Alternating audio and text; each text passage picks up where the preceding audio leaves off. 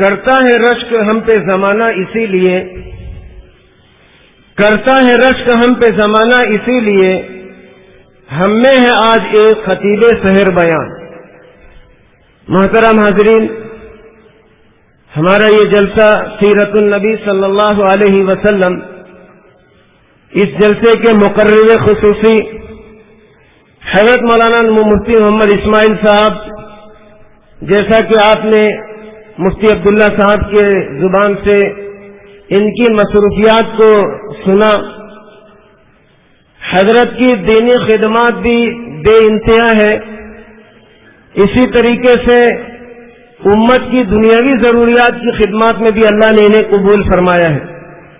ہم اللہ سے دعا کرتے ہیں کہ اللہ تبارک و تعالی دین اور دنیا دونوں خدمتوں کو حضرت کی قبول فرما کر ان کی عمر میں برکت نصیب فرمائے۔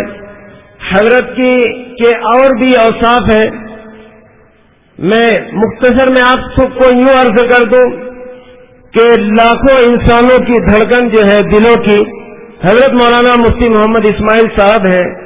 جب شہر مالیگاؤں کے اندر میں اور بھی علاقوں میں اس بات کا اعلان ہوتا ہے کہ حضرت مولانا مفتی صاحب مفتی محمد اسماعیل صاحب بیان فرمائیں گے، تو ان آنکھوں نے دیکھا ہے کہ لاکھوں کی تعداد میں لوگ جو ہے آپ کے بیانات کو سننے کے لیے امڑتے ہوئے سیلاب کی طرح تشریف لائے ہیں۔ چونکہ ہمارا شہر ناسک ابھی حضرت سے صحیح طریقے سے واقف نہیں ہے، اس لیے وہ تعداد یہاں پر موجود نہیں ہے، ہمیں پھر بھی اس کا گلہ نہیں ہے۔ میں اپنی بات کو مختصر کرتے ہوئے ہمارے آئے ہوئے مہمان مقرر حضرت مولانا مفتی محمد اسماعیل صاحب کو آواز دیتا ہوں کہ وہ مائک پر آئیں اور جو ہے سیرت کے عنوان پر اپنے جو ہے مواعظ سے ہمیں مستفیض فرمائیں۔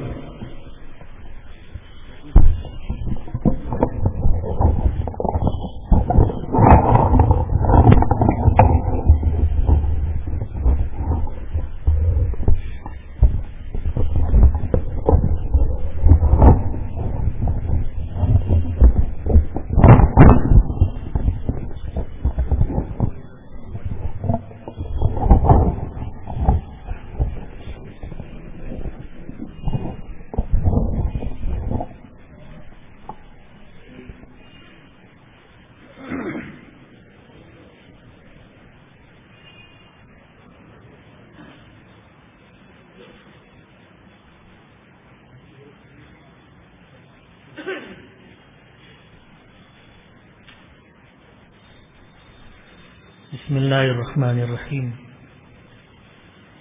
نحمده ونصلی علی رسولہ الکریم، اما بعد۔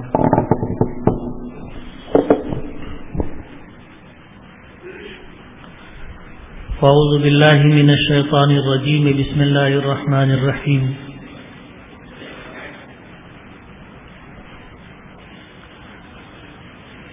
ربنا وابعث فیہم رسولا منہم یتلو علیہم آیاتک ویعلمہم الکتاب والحکمہ ویزکیہم انک انت العزیز الحکیم۔ وقال النبی صلی اللہ علیہ وسلم بعثت لأتمم مکارم الاخلاق، صدق اللہ العظیم وصدق رسولہ النبی الکریم۔ حضرات علماء کرام، بزرگوں اور عزیز دوستو، جس آیت کی میں نے اس وقت تلاوت کی ہے،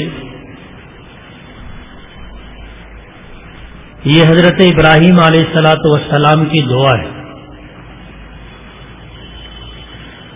حضرت ابراہیم علیہ السلام اللہ کے جلیل القدر پیغمبر اور سرکار دو عالم صلی اللہ علیہ وسلم کے جد امجد حضرت ابراہیم علیہ السلام نے یہ دعا اس وقت مانگی تھی جب بیت اللہ کی تعمیر کر رہے تھے۔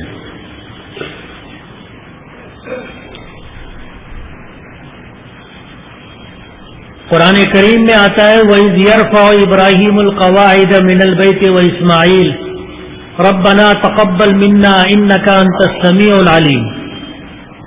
اللہ پاک فرماتے ہیں کہ اس وقت کو یاد کرو جب حضرت ابراہیم علیہ الصلوۃ والسلام بیت اللہ کی دیواریں اونچی فرما رہے تھے تو اللہ سے یہ دعا کی تھی، ربنا، اے ہمارے پروردگار، تقبل منا، ہم سے یہ نیکی قبول فرما لے، انک انت السمیع العلیم، بے شک آپ سننے والے اور جاننے والے ہیں، وارنا مناسکنا، اور ہمیں حج کرنے کا طریقہ سکھلا دے، وتب علینا، اور ہماری توبہ قبول فرما لے، یا اپنی رحمتوں کے ساتھ ہماری طرف متوجہ ہو جائے، بے شک آپ توبہ کے قبول کرنے والے اور بہت مہربان۔ اس کے بعد یہ دعا مانگی تھی جس کی میں نے پہلے تلاوت کی تھی کہ ربنا وابعث فیہم، کہ ہمارے پروردگار وابعث فیہم رسولا منہم، لوگوں میں انہی میں سے ایک رسول بھیج جو تیرے بندوں پر تیری آیتوں کی تلاوت کرے، انہیں کتاب و حکمت کی تعلیم دے، ان کا تزکیہ کرے، بے شک آپ غالب اور حکمت والے۔ مفسرین نے لکھا ہے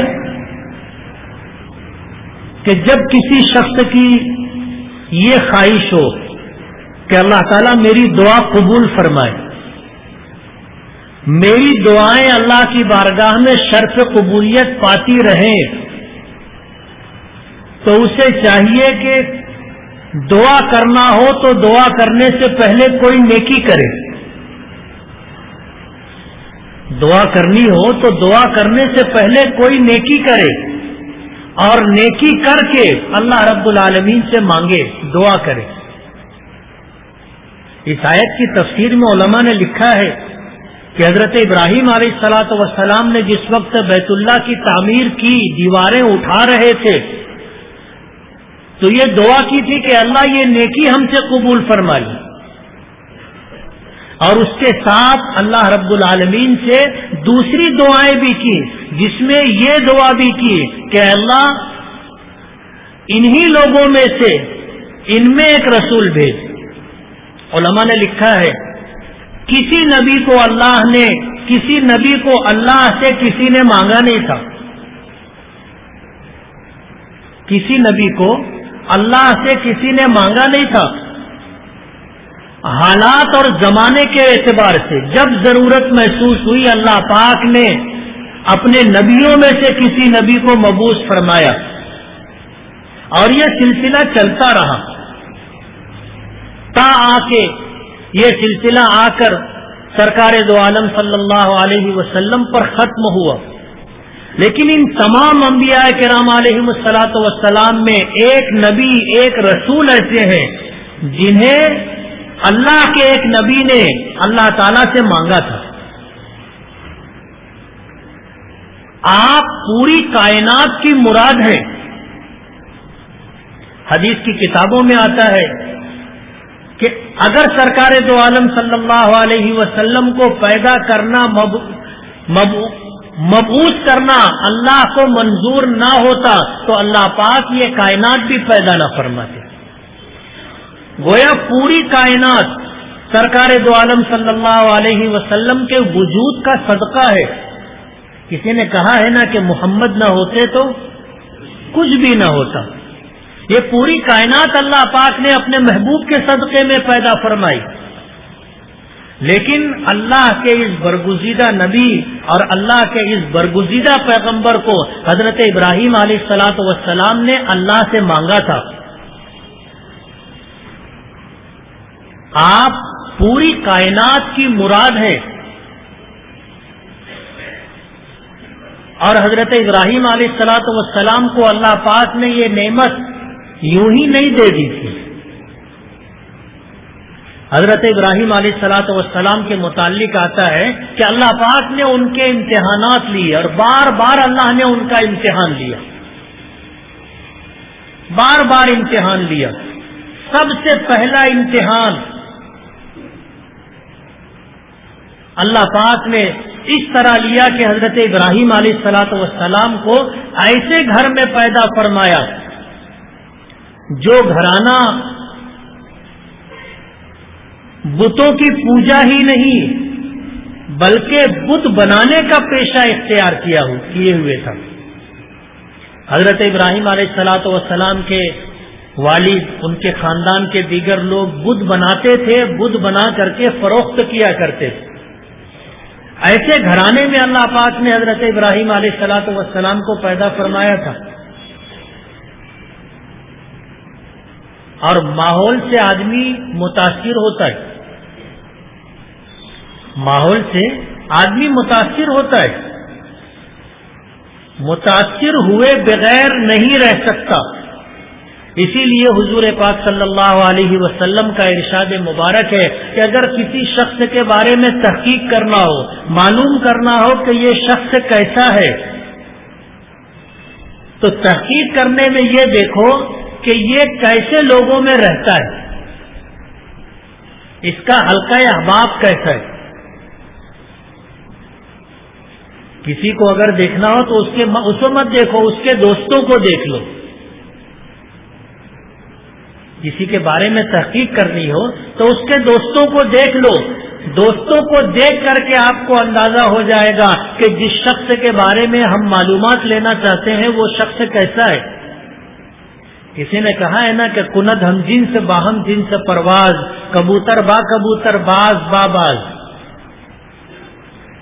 آدمی جیسا مزاج رکھتا ہے ویسے ہی لوگوں میں کھپتا ہے. امام صاحب شرابیوں کے ساتھ تو نہیں رہ سکتے، برابر ہے نا. کوئی نیک آدمی ہو، صوم و صلات کا پابند ہو، اللہ کی اطاعت و فرما برداری کرتا ہو، تو وہ شرابیوں کے ساتھ، جواریوں کے ساتھ، زانیوں کے ساتھ نہیں رہ سکتا. اس کا گزارا نہیں ان کے درمیان.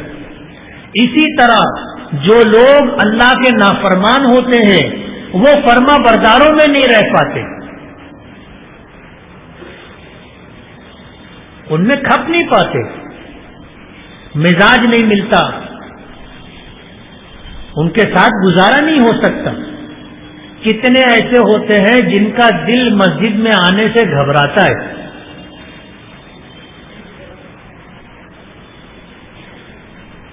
کئی مرتبہ اتفاق ہوا گشتوں میں جانے کا، اور جانے کے بعد جب کچھ لوگوں سے ملاقات ہوئی تو ان لوگوں کو آمادہ کیا کہ آپ چلو ہمارے ساتھ مسجد میں. کسی صورت میں تیار نہیں ہوئے. جب ساتھی آگے بڑھ گئے تو میں پیچھے رک کر کے میں نے پھر ان سے گزارش کی کہ جیسے آپ کیوں نہیں چل رہے ہیں، فارغ بیٹھے ہیں. تعلقات تھے تو کہنے لگے مفتی صاحب جی بہت گھبراتا ہے، مسجد میں جانے سے جی بہت گھبراتا ہے. ماحول نہیں تھا، ایک دوسرے ماحول میں رہے ہوئے ہیں، اس ماحول سے نکل کر کے بالکل مخالف ماحول میں جانے سے جی گھبراتا ہے، طبیعت نہیں لگتی. اسی لیے مسجد میں کس کا جی لگتا ہے؟ جو نمازوں کا پابند ہو. مسجد میں اس کا جی لگتا ہے جو اللہ کی اطاعت و فرما برداری کرتا ہو. اور جس کا دل مسجد میں نہیں لگتا، ظاہر بات ہے کہ اللہ سے تعلق نہیں، اللہ سے محبت نہیں، اس لیے اللہ کے گھر میں جی نہیں لگتا، یا اللہ کے گھر میں آنے سے جی گھبراتا ہے. حضرت ابراہیم علیہ الصلوۃ والسلام جس گھرانے میں پیدا ہوئے تھے اس گھرانے کا ماحول ہی بت پرستی کا نہیں بلکہ بت بنانے کا تھا. وہ بت بنایا کرتے تھے، بت بنا کر کے بیچا کرتے تھے. ایسے گھرانے میں اللہ پاک نے انہیں پیدا کیا تھا. ظاہر بات ہے ایسے ماحول میں رہ کر کے توحید کی بات کرنا بہت مشکل ہے.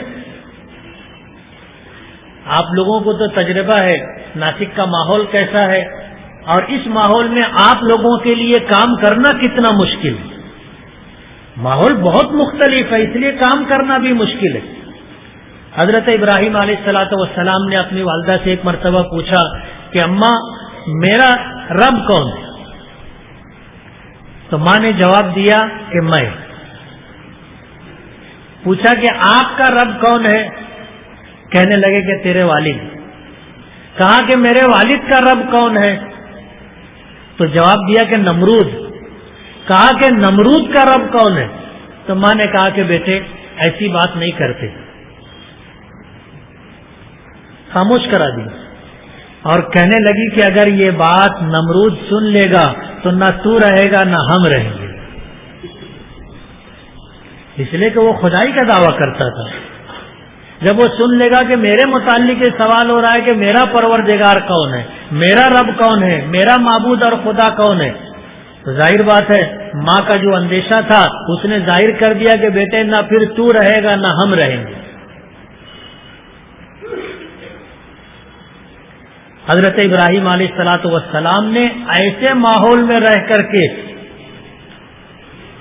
اللہ کی وحدانیت کا پیغام دیا تھا۔ سورہ مریم آپ پڑھو گے تو اس میں یہ بات ملے گی کہ حضرت ابراہیم علیہ الصلوۃ والسلام نے جب دعوت دینی شروع کی، اللہ کی وحدانیت، اللہ کی الوہیت، اللہ کی معبودیت، ربوبیت کو بیان کرنا شروع کیا تو پورا خاندان چونک گیا، اور آخر میں یہ فیصلہ کیا کہ اب تمہارے لیے ہمارے گھر میں جگہ نہیں۔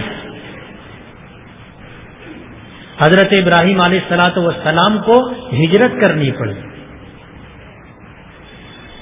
آپس کے لوگوں میں بات کر لینا تو کسی نہ کسی درجے میں ممکن بھی ہوتا ہے، کچھ رشتہ داری کا لحاظ کر لیتے، تعلقات کی بنیاد پر درگزر کر دیتے، نظر انداز کر دیتے، لیکن مخالف ماحول میں حق کی بات کرنا اور بھی مشکل ہو جاتا۔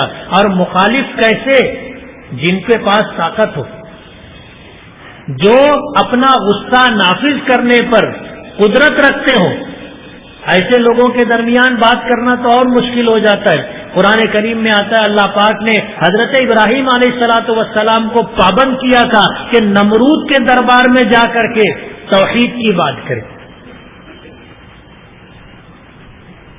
حضرت ابراہیم علیہ الصلوۃ والسلام وہاں بھی پہنچے اور جا کر کے اللہ کی وحدانیت کی بات رکھی، تو نمرود نے کہا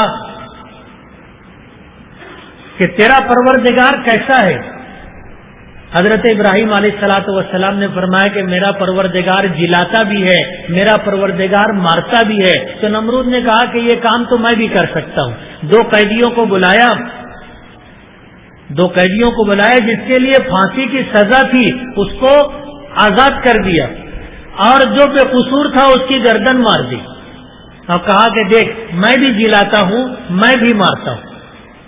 اب ظاہر بات ہے ابراہیم علیہ الصلوۃ والسلام کے کہنے کا یہ مقصد تو نہیں تھا، لیکن اس نے یہ سمجھا یا یہ سمجھانے کی کوشش کی، تو حضرت ابراہیم علیہ الصلوۃ والسلام نے پھر جو بات کہی وہ لاجواب کرنے والی تھی کہ میرا پروردگار تو وہ ہے جو سورج کو مشرق سے نکالتا ہے، مغرب میں ڈوباتا ہے۔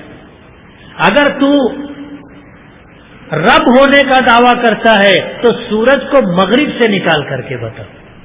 ظاہر بات ہے یہ تو نمرود کے بس کی بات نہیں تھی، نہیں کر سکا۔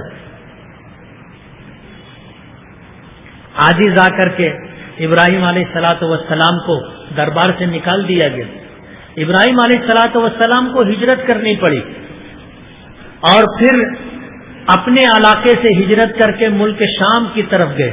جاتے ہوئے راستے میں کچھ حالات پیش آئے، مصر پہنچے تو پھر فرعون کی طرف سے ایسے حالات پیش آئے کہ جس کی وجہ سے اللہ پاک نے عزت عطا فرمائی۔ اس وقت جو بادشاہ تھا وہ اس طرح کا تھا کہ اگر اس کے علاقے میں کوئی بھی خوبصورت عورت آ جاتی تھی تو اسے اٹھوا کر کے اپنے محل میں منگوا لیا کرتا تھا۔ حضرت ابراہیم علیہ الصلوۃ والسلام کے ساتھ حضرت سارہ ان کی بیوی تھی۔ اللہ نے بلا کی خوبصورتی عطا کی تھی، خبر پہنچ گئی، فوجیوں کو بھیج کر کے حضرت سارہ کو اٹھوا لیا۔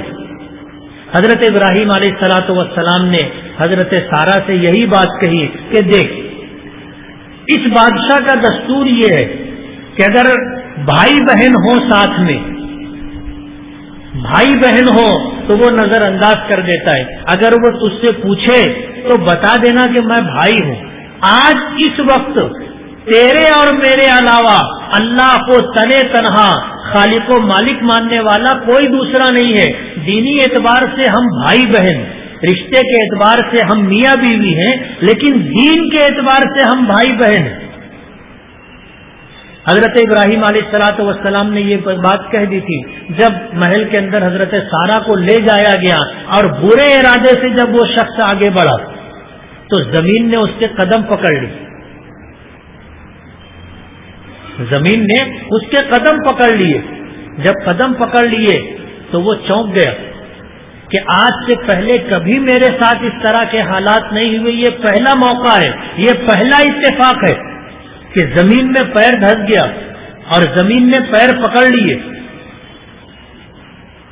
وہ سمجھ گیا کہ یہ اللہ کی کوئی برگزیدہ نیک بندی ہے، تو اس نے کہا کہ تم میرے لیے دعا کر دو، اس مصیبت سے میں نجات پا جاؤں. حضرت سارہ نے دعا کی، زمین نے قدم چھوڑ دیے. پھر اس کی نیت خراب ہو گئی، پھر آگے بڑھنا چاہا تو زمین نے پھر پکڑ لیا.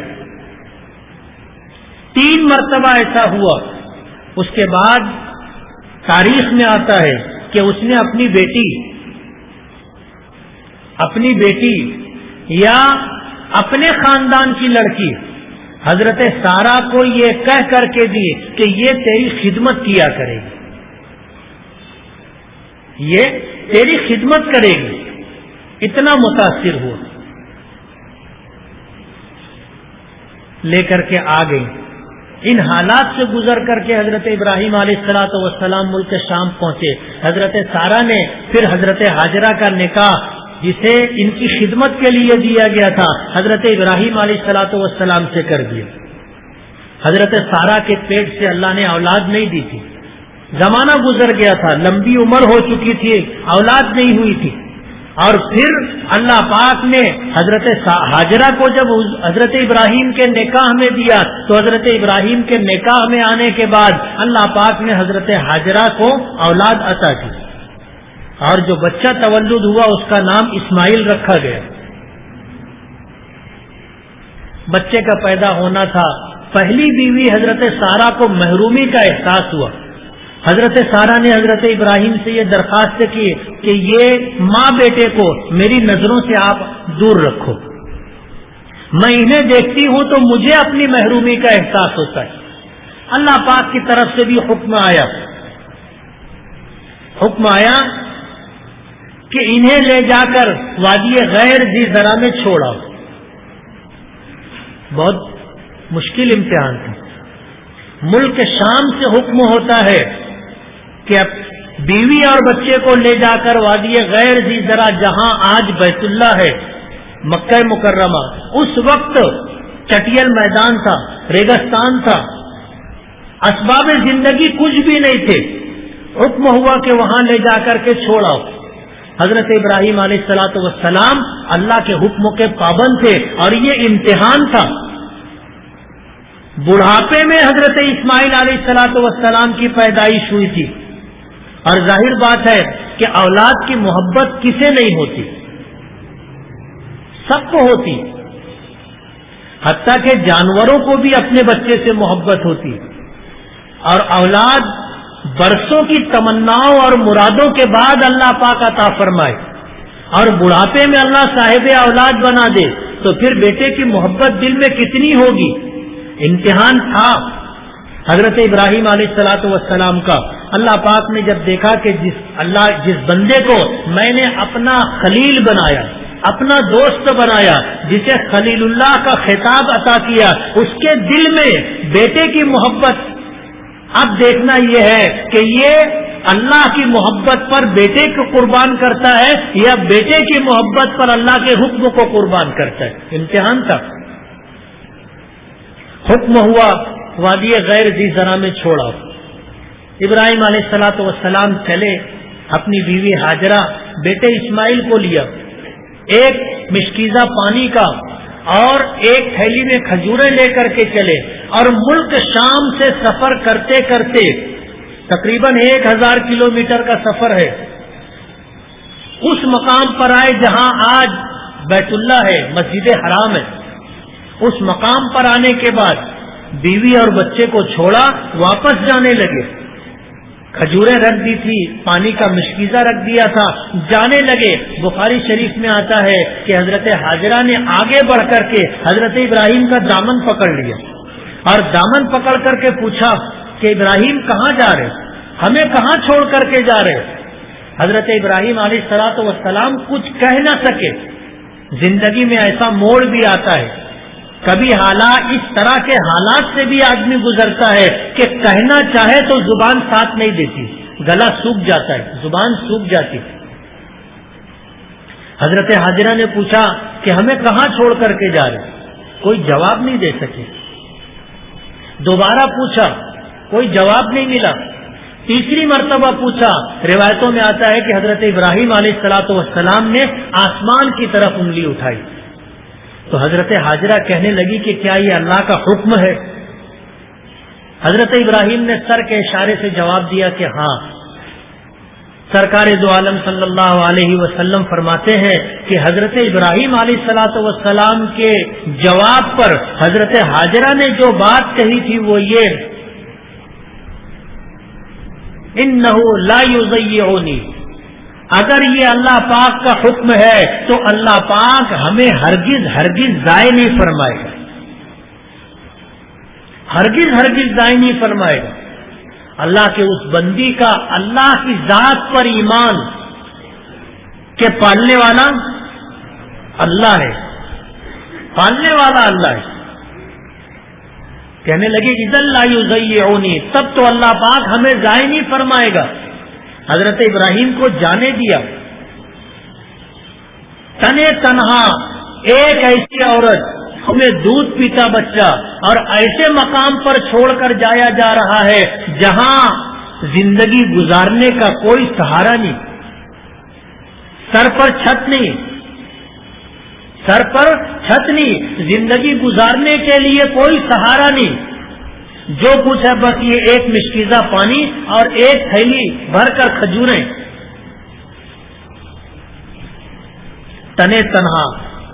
اولاد ماں باپ کی کمزوری ہوتی، اولاد ماں باپ کی کمزوری ہوتی ہے۔ کسی عورت کے لیے اس سے بڑی کمزوری اور کوئی دوسری نہیں ہوتی کہ اس کی گود میں دودھ پیتا بچہ۔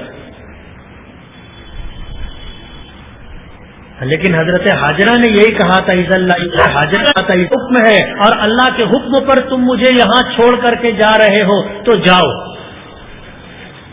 اللہ پاک ہمیں ضائع نہیں کرے گا۔ حضرت ابراہیم علیہ الصلوۃ والسلام اس مقام سے آگے بڑھے اور جس راستے سے جا رہے تھے سامنے مروہ پہاڑی تھی، مروہ پہاڑی چڑھ کر کے اس طرف اتر گئے۔ کئی مرتبہ چاہا پہاڑی پر چڑھنے سے پہلے کہ پلٹ کر کے دیکھیں، لیکن یہ سوچ کر کے کہ کہیں ایسا نہ ہو کہ پلٹ کر کے دیکھوں تو بیوی اور بچے کی محبت میرے قدموں کو پکڑ لے، نہ جانے دے، پلٹ کر کے نہیں دیکھا۔ جب مروہ پہاڑی چڑھ کر کے دوسری طرف اتر گئے تو رک کر کے پھر وہاں پلٹ کر کے دیکھا تو ظاہر بات ہے بیچ میں پہاڑ تھا، ایک طرف حضرت ابراہیم تھے اور پہاڑ کی دوسری طرف بیوی اور بچے، نظر تو نہیں آئی۔ لیکن وہاں حضرت ابراہیم علیہ الصلوۃ والسلام نے لمبی دعا کی، جس کا لمبی بات میں ہے، دعا کی ربنا انی اسکنت من ذریتی بواد غیر ذی زرع عند بیتک المحرم، کہ ہمارے پروردگار تیرے حکم پر اپنے بیوی بچے کو اس وادی غیر ذی زرع میں چھوڑ کر کے جا رہا، لیقیموا الصلاۃ، تاکہ یہ نماز قائم کرے۔ دعا مانگی، پورا ایک رکوع ہے قرآن پاک میں حضرت ابراہیم علیہ الصلوۃ والسلام کی دعا کا۔ مجھے حضور کی سیرت بیان کرنی، کرتے یہ واقعات سنا تھا کہ حضرت ابراہیم علیہ الصلوۃ والسلام نے کیا کیا دعا مانگی تھی۔ جس مقام پر حضرت ابراہیم نے دعا مانگی تھی اس مقام کو مقام مدعا کہا جاتا ہے۔ حضرت ابراہیم نے دعا کی اور دعا کرنے کے بعد پھر آگے چلے، واپسی کا سفر شروع ہو چکا تھا، ملک شام جانا تھا، 1000 کلومیٹر کا سفر تھا۔ حضرت ابراہیم بھی جانتے تھے کہ یہ 1000 کلومیٹر کا سفر طے کرتے کرتے مجھ کو کئی ہفتے لگ جائیں گے، اور جب میں وہاں پہنچوں گا تو بیوی اور بچے کے پاس جو ایک مشکیزہ پانی کا اور ایک تھیلی کھجور کی بھی ہے یہ ختم ہو چکا ہو، پھر ان کے لیے جینے کے لیے نہ پانی ہوگا نہ کھانے کا کوئی سہارا ہوگا۔ حضرت ابراہیم بھی جانتے تھے، سمجھتے تھے، لیکن اللہ کا حکم تھا، اور اتنے بڑے امتحان سے حضرت ابراہیم علیہ الصلوۃ والسلام گزر رہے تھے، بیوی بچے کو چھوڑا، دعا کی اور آگے بڑھے۔ کچھ آگے جانے کے بعد اللہ پاک کی طرف سے بشارت آئی کہ ابراہیم ہم نے تمہاری دعا قبول کر لی، ہم نے تمہاری دعا قبول کر لی ہے۔ آگے دیکھو، پیچھے دیکھو، دائیں دیکھو، بائیں دیکھو، جہاں تک تمہاری نظر جا رہی ہوگی، تمہاری نظر میں ریت کے جتنے ذرے آئیں گے اتنی رحمتیں میں روزانہ تم پر اور تیری اولاد پر اتاروں گا۔ اور یہی وہ واقعہ ہے جس واقعے کی طرف سرکار دو عالم صلی اللہ علیہ وسلم نے اشارہ فرمایا کہ جب درود پڑھو تو اس طرح اللہم صلی علی محمد وعلی آل محمد کما صلیت علی ابراہیم وعلی آل ابراہیم انک حمید مجید، کہ اللہ رحمت نازل فرما محمد صلی اللہ علیہ وسلم پر اور آپ کی آل پر جس طرح آپ نے رحمتیں حضرت ابراہیم پر اور آل ابراہیم پر نازل کی تھی۔ اسی واقعے کی طرف اشارہ ہے کہ جب حضرت ابراہیم اتنی بڑی قربانی دے کر کے جا رہے تھے تو اللہ پاک نے دعا قبول فرمائی، تو یہ بشارت بھی دی کہ جہاں تک چاروں طرف تمہاری نظر جائے گی وہاں تک ریت کے جتنے ذرے ہوں گے اتنی رحمتیں روزانہ میں ابراہیم تجھ پر اور تیری اولاد پر اتاروں گا۔ سفر کر کے واپس ملک شام چلے گئے۔ ادھر جو ہونا تھا وہ تو ہوا کہ یہ ایک مشکیزہ پانی اور ایک تھیلی کھجور کتنے دن تک کام آتی۔ ایک وقت آیا کہ اب ماں کے پیٹ میں کچھ نہیں ہے، کھجوریں ختم ہو گئی، پانی ختم ہو گیا، ماں بھوکی ہے، ماں پیاسی ہے، اور گود میں دودھ پیتا بچہ ہے۔ اور دنیا جانتی ہے کہ جب ماں بھوکی ہو، ماں پیاسی ہو تو اس کی چھاتی میں دودھ نہیں ہوتا۔ اب ماں بھی بھوک پیاس سے تڑپ رہی ہے اور بچہ بھی بھوک پیاس سے تڑپ رہا ہے۔ حضرت ہاجرہ نے جب بچے کی تڑپ دیکھی تو ممتا کے جذبے سے مجبور ہو گئی، بھاگ کر کے صفا پہاڑی پر گئی، اوپر چڑھی، دور دور تک دیکھا کہیں پانی نظر آ جائے، کہیں کوئی کھانے کی چیز نظر آ جائے، کوئی قافلہ کوئی بستی نظر آ جائے۔ صفا پہاڑی پر گئی، دور چاروں طرف دیکھا، کچھ نظر نہیں آیا، وہاں سے نیچے اتری، اور جب دونوں پہاڑی کے درمیان جو گہرائی کا حصہ ہوتا ہے وہاں پہنچی تو اسماعیل نظر نہیں آ رہے تھے جہاں ان کو لٹا کر کے آئی۔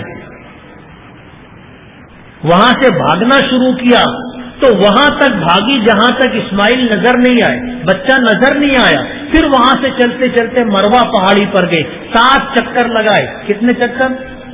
7 چکر لگائے، اور پھر یہ دیکھا کہ وہاں کوئی شخص کھڑا ہے۔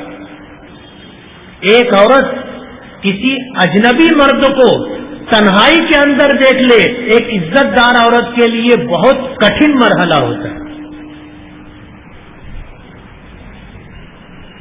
دیکھا کہ بچے کے پاس کوئی کھڑا ہے، آئی۔ روایتوں میں آتا ہے کہ اگر تو اللہ سے ڈرتا ہوگا، اگر تو اللہ سے ڈرتا ہوگا تو دور رہے۔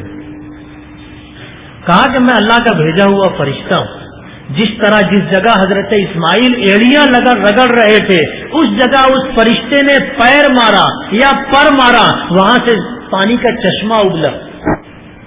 حضرت ہاجرہ گھبرا کر کے اس پانی کو روکنے کے لیے ریت کا گھیرا بنائی، اور ان کی زبان سے نکلا زم زم، رک جا رک جا۔ بخاری شریف میں آتا ہے سرکار دو عالم صلی اللہ علیہ وسلم نے فرمایا رحم اللہ ام اسماعیل، اللہ تعالیٰ اسماعیل پر رحم فرمائے، اگر انہوں نے گھیرا بنا کر کے زمزم کے پانی کو روکا نہ ہوتا تو یہ ایک جاری چشمہ ہوتا۔ کان عینم معینن، جاری چشمہ ہوتا، نہ معلوم کہاں تک بہ کر کے جاتا اور لوگ اس سے فائدہ اٹھاتے. لیکن انسانی فطرت ہے، یہ پانی ضائع نہ ہو جائے اس لیے انہوں نے اس کو گھیرا بنا کر روکنے کی کوشش کی. اللہ نے اس کو قیامت تک کے لیے روک دیا، قیامت تک کے لیے روک دیا. آج وہ پانی کا چشمہ روزانہ 30 لاکھ لوگوں کو پانی مہیا کرتا ہے. 30 لاکھ لوگ وہاں سے پانی سے لیتے ہیں. سعودی حکومت نے پچھلے دنوں شاہ فہد کے زمانے میں یہ پروگرام بنایا تھا کہ یہ زمزم کا پانی مدینہ منورہ تک پہنچایا جائے. پانی کی پائپ لائن مدینہ منورہ تک بچھائی گئی اور اس کے بعد پورے اعزاز و اکرام کے ساتھ شاہ فہد نے آ کر کے اس کا افتتاح کیا. یہ زمزم کا پانی پائپ میں چلا، حرم کی حد جہاں ختم ہوئی وہاں جا کر رک گیا.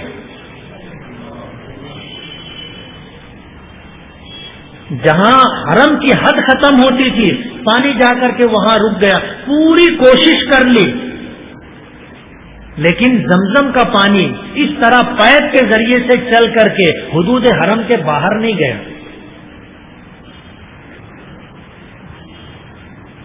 قریب کا واقعہ، بہت دور کا نہیں.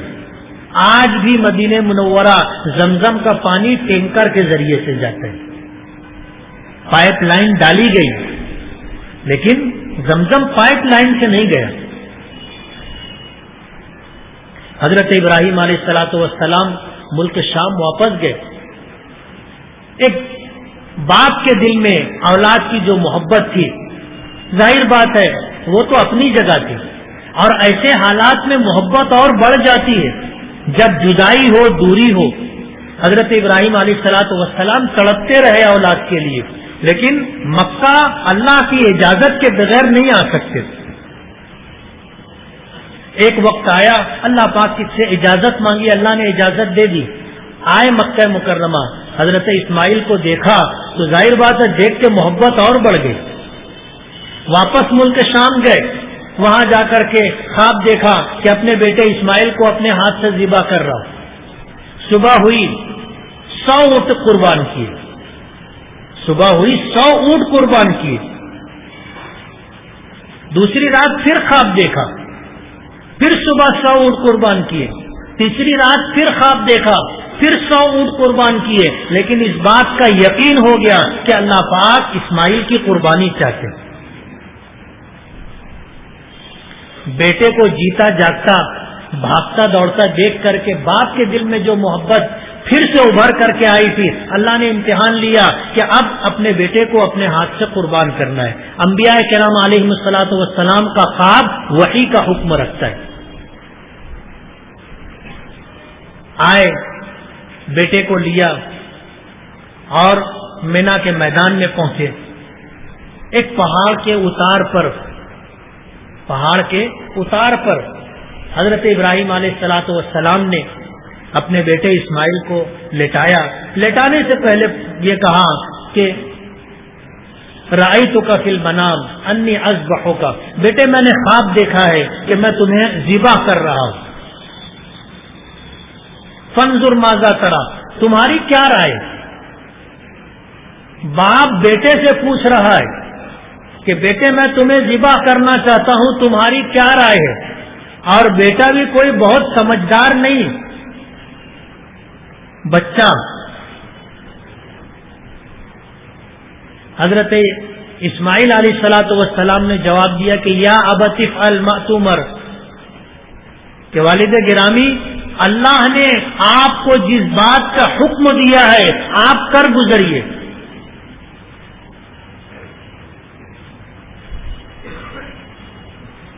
ستجدونی انشاءاللہ من الصابرین، آپ مجھے انشاءاللہ صبر کرنے والوں میں پائیں. روایتوں میں آتا ہے کہ حضرت ابراہیم علیہ الصلوۃ والسلام نے بیٹے کو لٹایا اوندھے منہ، کہیں ایسا نہ ہو کہ چہرے پر نظر پڑے اور ہاتھ رک جائے، نہ چل پائے. آنکھوں پر پٹی باندھ لی اور پھر سر کے بال پکڑ کر کے سر اٹھایا اور گلے پر چھری رکھی اور پھر چھری چلا دی. حضرت جبرائیل علیہ الصلوۃ والسلام سے کسی نے نبی نے پوچھا تھا کہ جبرائیل اللہ کے حکم کی تعمیل میں کبھی تمہیں مشقت محسوس ہوئی؟ اللہ کے حکم کی تعمیل میں کبھی تمہیں مشقت محسوس ہوئی؟ کہنے لگے کہ ہاں 3 مرتبہ. ان 3 مرتبہ میں سے ایک واقعہ یہ ہے کہ حضرت ابراہیم نے بیٹے کے گلے پر چھری رکھ دی اور چلانے جا رہے تھے.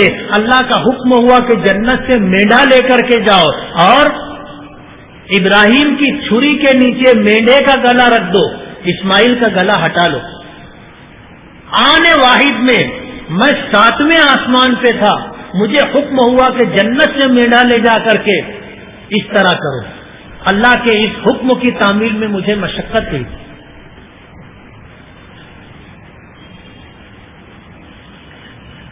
حضرت ابراہیم کو پتہ نہیں تھا، آنکھوں پر پٹی بندھی تھی، چھری گلے پر رکھی تھی، چلا دی.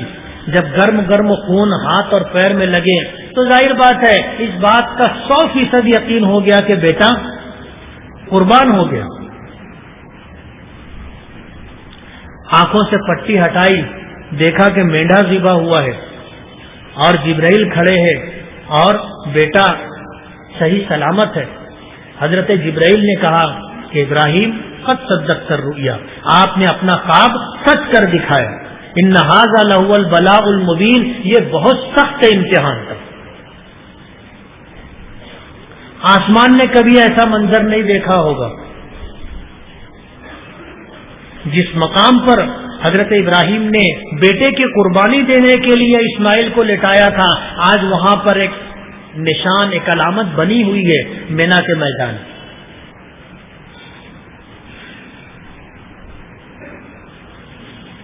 اتنی قربانیوں امتحانات کے بعد پھر اللہ کا حکم ہوتا ہے کہ ہمارے گھر کی تعمیر کرو. حضرت ابراہیم علیہ الصلوۃ والسلام جس وقت اپنے بیٹے اسماعیل کو لے کر کے بیت اللہ کی دیواریں اٹھا رہے تھے، اس وقت اللہ رب العالمین سے دعا کی تھی کہ اللہ انہی میں سے ایک رسول بھیج دے. علماء نے لکھا ہے، مفسرین نے لکھا ہے کہ ابراہیم علیہ الصلوۃ والسلام کا امتحان بھی بہت سخت تھا، اور جب امتحان میں ابراہیم 100% کامیاب ہو گئے تو اللہ پاک سے مانگا. کبھی بڑا آدمی خوش ہو جاتا ہے کسی بات پر تو پھر کہتا ہے کہ مانگ کیا مانگنا ہے. ابراہیم علیہ الصلوۃ والسلام نے جب اتنے امتحانات کو کامیاب کیا اور اللہ کے حکم کی تعمیل کر رہے تھے تو پھر اللہ سے مانگا بھی کیا جو اللہ کے خزانے میں صرف ایک تھا. سرکار دو عالم صلی اللہ علیہ وسلم جیسا نہ کبھی کوئی ہوا ہے نہ کبھی ہوگا. حضرت ابراہیم نے مانگا بھی تو اللہ رب العالمین سے سرکار دو عالم صلی اللہ علیہ وسلم کو مانگا.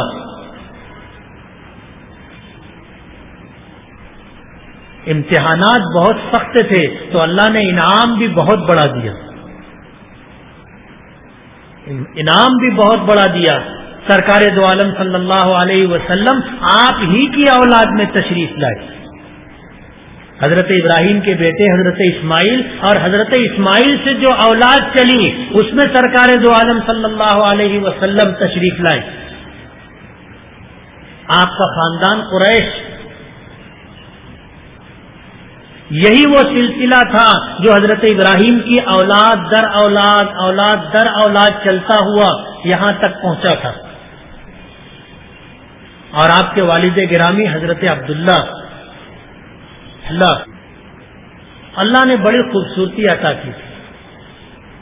اور مکے کے حالات کیسے تھے دنیا جانتی.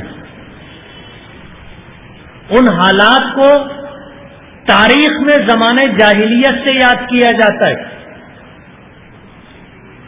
اس سے پہلے کے کسی زمانے کو زمانے جاہلیت اور اس کے بعد کے کسی زمانے کو زمانے جاہلیت نہیں کہا گیا، لیکن اس زمانے کو زمانے جاہلیت کہا گیا.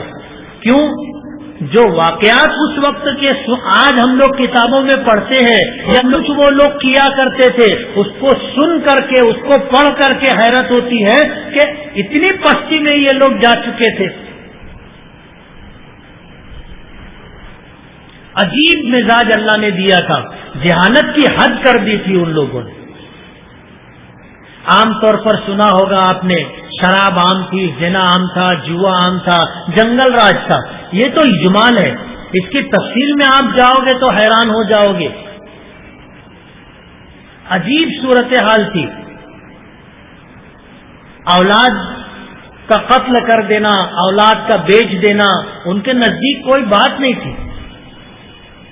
ابو داؤد شریف کی روایت میں آتا ہے زمانے جاہلیت میں ہوتا اس طرح تھا کہ کوئی شخص سفر میں ہے، اس کا چپل ٹوٹ گیا، اس کی جوتی ٹوٹ گئی، اس کو کسی چیز کی ضرورت پڑ گئی تو وہ کہا کرتا تھا جو مجھے جوتی دے دے گا، جو مجھے چپل دے دے گا، تو میرے یہاں جو بچی پیدا ہوگی میں اسے اس جوتی اور چپل کے بدلے میں دے دوں گا۔ ابو داؤد شریف میں آتا ہے، یعنی ایک جوتی یا چپل پر اپنی معصوم لڑکی چپل جوتا دینے والوں کے حوالے، چپل اتنی بے قیمت کی اولاد۔ شوہر کا انتقال ہو جائے تو زمانہ جاہلیت کا دستور یہ تھا کہ عورت کو 1 سال تک عدت گزارنی پڑتی تھی، اور اس طرح کہ اسے بستی کے باہر نکال کر کے جہاں کوڑا کرکٹ ڈالا جاتا ہے وہاں پر ایک جھوپڑی بنا کر کے اس کو وہاں رکھ دیا کرتے تھے۔ وہ عورت سال بھر تنہا وہاں رہتی تھی، اسے کھانے اور پینے کے علاوہ کوئی سامان نہیں دیا جاتا تھا، پینے کے لیے پانی دیتے تھے، استنجا کے لیے، غسل کے لیے پانی نہیں ملتا تھا اسے۔ 1 سال عورت اس طرح گزارتی تھی۔ جب سال پورا ہوتا تھا تو اسے گدھے پر بٹھاتے تھے اور اس کے ہاتھ میں، اس کی گود میں اونٹنی کی مینگنی کی تھیلی رکھ دیا کرتے تھے اور اسے گلی گلی بستی میں گھمایا کرتے تھے۔ وہ مینگنی اٹھا کر لوگوں پر مارا کرتی تھی۔ یہ علامت ہوا کرتی تھی کہ اس عورت کی عدت پوری ہو گئی۔ 1 سال تک اس عورت کو عدت کا اس طرح زمانہ گزارنا پڑتا تھا۔ پانی کی ضرورت ہوتی تھی، بارش نہیں ہوتی تھی تو جانوروں کو پکڑ کر کے ان کی دم میں گھاس پھوس باندھتے تھے اور اس میں آگ لگا دیتے تھے۔ اب جانور جب اس کے پیچھے آگ اس طرح لگائی جائے تو وہ بیچارہ بے بس بے کس جانور بھاگتا تھا، اللہ کو رحم آتا تھا، اللہ پاک پانی برسا کر کے اس آگ کو بجھایا کرتے تھے۔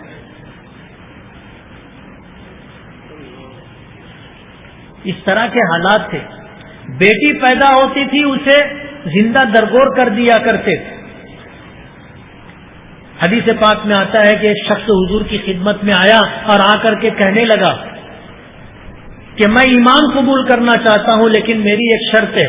حضور پاک صلی اللہ علیہ وسلم نے پوچھا کیا؟ کہنے لگا کہ مجھ سے پیچھے ماضی میں ایک ایسا گناہ ہو گیا ہے کہ جب رات ہوتی ہے تو مجھے نیند نہیں آتی، اور جب میں تنہا ہوتا ہوں تو میرا چین رخصت ہو جاتا ہے۔ حضور نے فرمایا کہ الاسلام یہدم ما کان قبلہ، اسلام قبول کر لینا ماضی کے تمام گناہوں کو ختم کر دیتا ہے۔ اسلام قبول کر لینا ماضی کے تمام گناہوں کو ختم کر دیتا ہے۔ تو اسلام قبول کر لے گا، ماضی میں تجھ سے جو بھی کوتاہی، جو بھی خطا ہو گئی معاف ہو جائے گی۔ لیکن دل پر بوجھ تھا۔ کہنے لگے کہ نہیں، آپ مجھ سے سن لیں مجھ سے کیا خطا ہوئی تھی۔ حضور نے فرمایا کہ سناؤ۔ کہنے لگا کہ میرے گھر میں امید تھی اور میں سفر پہ جا رہا تھا، لمبا سفر تھا، تو میں بیوی کو یہ کہہ کر کے گیا کہ بیٹی پیدا ہوگی تو اسے زندہ دفن کر دے۔ میں سفر پر چلا گیا۔ جب میں سفر سے واپس آیا، آنے کے بعد جب تنہائی ہوئی تو میں نے بیوی سے پوچھا کیا ہوا تھا، تو بیوی نے بتایا کہ آپ کہہ کر کے گئے تھے کہ بیٹی ہوگی تو اسے دفن کر دینا، تو بیٹی ہوئی تھی میں نے اسے دفن کر دیا۔ بات آئی گئی ہو گئی۔ کچھ دنوں کے بعد ہمارے گھر میں پڑوس سے ایک بچی آنے لگی۔ اس کا آنا ہمیں بہت اچھا لگتا تھا، بڑی خوبصورت بچی تھی، بڑی پیاری پیاری باتیں کرتی تھی، اور مجھے اتنی انسیت اور محبت ہو گئی کہ اب مجھے اس کے بغیر اچھا نہیں لگتا تھا۔ میں اس کا انتظار کرتا تھا اور اس کا جانا مجھے گراں گزرتا تھا۔ ایک مرتبہ میں نے اپنی بیوی سے کہا کہ ہمارے یہاں بھی ایک بچی پیدا ہوئی تھی، کاش وہ زندہ ہوتی، وہ بھی ایسی ہی ہوتی۔ بیوی نے شوہر کا چہرہ دیکھا، کوئی جواب نہیں دیا، لیکن اس کو یہ گمان ہوا کہ شاید پتھر پسیج گیا. بچی آتی رہی جاتی رہی اور شوہر وقتاً فوقتاً اپنی بیوی سے اس بات کا تذکرہ کرتا رہا کہ ہماری بھی ایک بیٹی تھی، کاش وہ زندہ ہوتی، اسے دفن نہ کیا گیا ہوتا تو آج وہ بھی ایسی ہی ہوتی.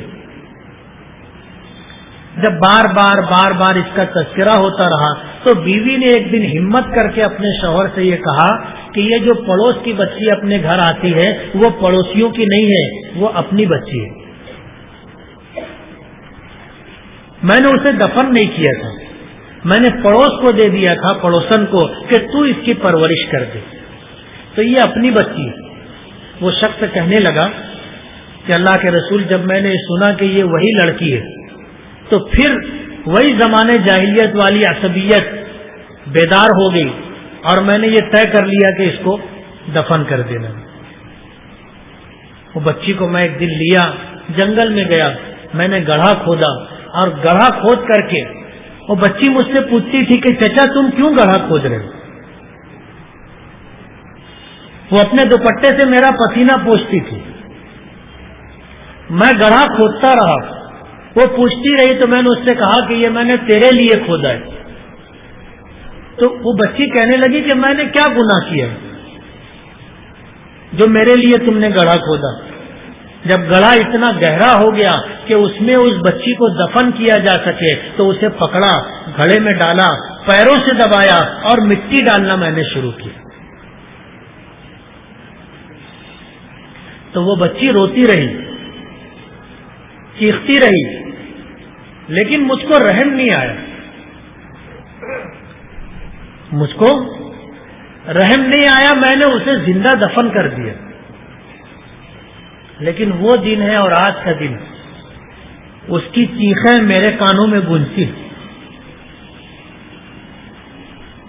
اور جب رات کی تنہائی ہوتی ہے تو میں سو نہیں پاتا. وہ پورا منظر میری نگاہوں کے سامنے آ جاتا ہے. اللہ کے رسول، مجھ سے یہ گناہ ہوا تھا، اگر میں اسلام قبول کر لوں تو کیا میرا یہ گناہ معاف ہو جائے گا؟ حضور پاک صلی اللہ علیہ وسلم کی آنکھوں میں آنسو تھے. آپ نے جواب یہ دیا کہ اسلام قبول کر لینا ماضی کے تمام گناہوں کو ختم کر دیتا ہے، یہ گناہ بھی تمہارا ختم ہو جائے گا، لیکن آج کے بعد تم میری نگاہوں کے سامنے مت آنا.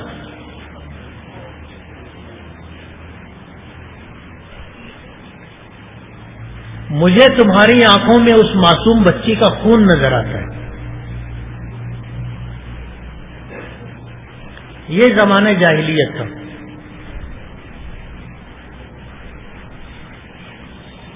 حد یہ تھی، یمن کے رہنے والے ایک مرد عورت کے آپس کے ناجائز کے تعلقات تھے، حج کرنے کے لیے آئے، اسی زمانے کی بات ہے.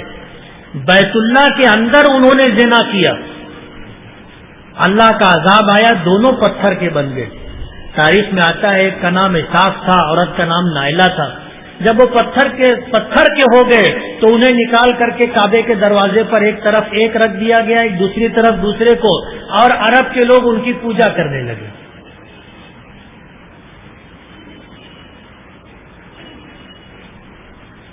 یہ حال تھا،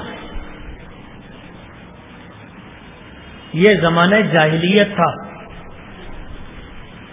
اللہ پاک نے ایسے حالات میں، ایسے مقام پر اپنے محبوب کو بھیجا تھا.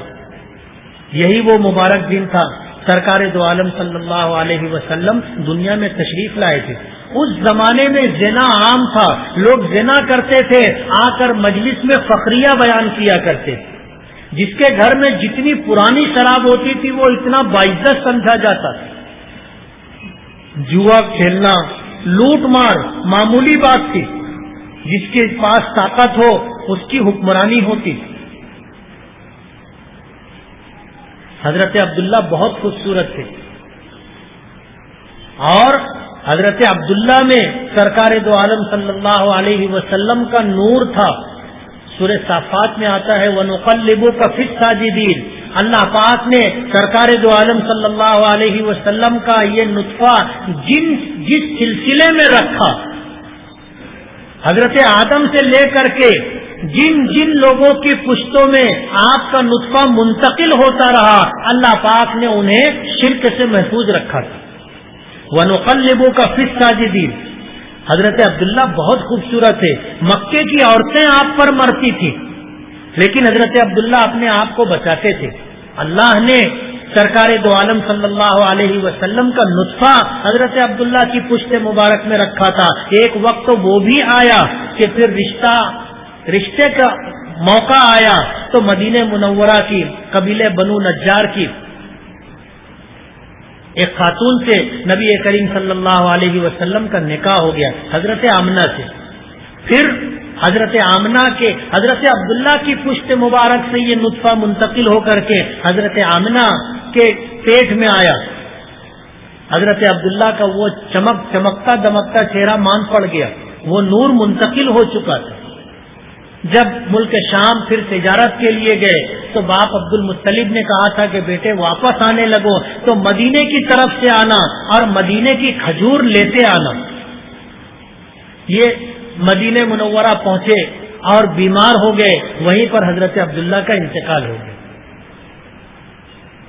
ابھی سرکار دو عالم صلی اللہ علیہ وسلم کی پیدائش بھی نہیں ہوئی تھی، باپ کا سایہ اللہ نے اٹھا لیا۔ کسی نے کہا ہے نا کہ پیدا ہوئے تو باپ کا سایہ اٹھا لیا، پیدا ہوئے تو باپ کا سایہ اٹھا لیا، گھٹنوں چلے تو دادا آدم کو روانہ تھا، چلنے لگے تو مادر و ام ہو گئے پیدا، ہر ایک سایہ سر سے یہ اٹھتا چلا گیا، سائے پسند آئے نہ پروردگار کو، بے سایہ کر دیا گیا اس سایہ دار کو۔ آپ دنیا میں تشریف بھی نہیں لائے تھے، والد کا انتقال ہو گیا، یتیمی کی حالت میں دنیا میں آئے، اور اس زمانے میں یتیم ہونا تمام تر محرومیوں کا سبب تھا، تمام تر محرومیوں کا سبب تھا۔ بیٹے کی پیدائش کی خبر حضرت آمنہ کو ملی، دل میں خوشی بھی آئی، آنکھوں میں آنسو آ گئے۔ حضرت عبداللہ کا درد اور غم تازہ ہو گیا کہ بیٹا تو آیا ہے لیکن یتیمی کی حالت میں آیا۔ آج یتیموں اس زمانے میں یتیموں کے سر پر کوئی ہاتھ رکھنے والا نہیں تھا، کوئی پرورش کرنے والا، کوئی سنبھالنے والا نہیں تھا۔ حضرت آمنہ درد و غم میں ڈوب گئی کہ بیٹا تو ہوا ہے لیکن باپ نہیں ہے، یتیمی کی حالت میں آئے۔ کاش عبداللہ ہوتا تو اسے سنبھالتا، اسے گھماتا، اسے کھلاتا، اس کے لیے کھلونے لاتا، لیکن کچھ بھی نہیں، یتیمی کی حالت میں۔ اس زمانے کا دستور تھا کہ لوگ اپنے بچوں میں فصاحت اور شجاعت آ جائے، اس کے لیے دیہات کی عورتیں آتی تھیں اور شہر سے بچوں کو، دودھ پیتے بچوں کو لے جایا کرتی تھی۔ عورتوں کے قافلے آتے رہتے تھے۔ آیا اور قبیلے بنو سعد، مکہ مکرمہ سے کچھ دوری پر ایک قبیلہ ہے، قبیلے بنو سعد، اور آنے کے بعد ہر گھر سے بچہ لے جانا اور دودھ پلانے کی مدت تک رکھنا، پھر لا کر واپس دے جانا، عورتوں کا یہ کام تھا۔ عبد المطلب اپنے زمانے کے سردار تھے۔ جب یہ قافلہ بنو سعد سے چلا تو اس قافلے میں حلیمہ سعدیہ رضی اللہ تعالی عنہا بھی تھی۔ یہ قبیلے بنو سعد کی بہت غریب خاتون تھی، اور یہ وہ زمانہ تھا کہ قحط سالی چل رہی تھی، جانوروں کو چارہ نہیں ملتا تھا، پانی نہیں ملتا تھا، لوگ بھوکے رہتے تھے۔ ایسے فاقے کی حالت میں وہ لوگ اس امید پر مکہ آئے تھے کہ کسی کے بچے کو لے جائیں گے تو ہم کو کچھ مال و دولت مل جائے گا جس کی وجہ سے ہم اپنا گزر بسر کریں گے۔ عجیب بات ہے، پہلے جب چلنے لگے تو جس اونٹنی پر حلیمہ سعدیہ سوار تھی اس میں اتنی بھی طاقت نہیں تھی کہ میاں بیوی دونوں اونٹنی پر بیٹھ سکتے۔ حلیمہ سعدیہ اونٹنی پر اور ان کے شوہر پیدل چلتے ہوئے اونٹ کی نکیل پکڑ کر کے چلتے تھے. لوگوں کے اونٹ کچھ تندرست توانا تھے, وہ تیز چلتے تھے. ان کی اونٹنی کمزور تھی, لاغر تھی, پیچھے رہ جاتی تھی. کچھ آگے جا کر کے وہ لوگ رکتے تھے اور پھر انتظار کرتے. اس طرح مکہ مکرمہ پہنچے. جو آگے تھے وہ پہلے عبد المطلب کے گھر پہنچے کہ سردار کا گھر تھا. آواز دی کہ گھر میں بچہ ہے. حضرت آمنہ نے کہا کہ ہاں ہے. انہوں نے دوسرا سوال یہ کیا کہ بچے کا باپ ہے؟ اندر سے جواب آیا کہ نہیں, بچے کے باپ نہیں. تھوڑی دیر رک کر کے وہ عورتیں وہاں سے واپس ہو گئی. ایک کے بعد ایک جاتی تھی اور پوچھتی تھی گھر میں بچہ ہے, جواب ملتا تھا کہ ہاں ہے. پھر پوچھتی تھی کہ بچے کا باپ ہے, تو جواب ملتا تھا کہ نہیں. تو لوگ واپس ہو جاتے تھے کہ جب بچے کا باپ نہیں ہے, بچہ یتیم ہے, تو ہم کو یہاں سے کیا ملے گا. دوسرے گھروں سے انہوں نے بچے لے لیے.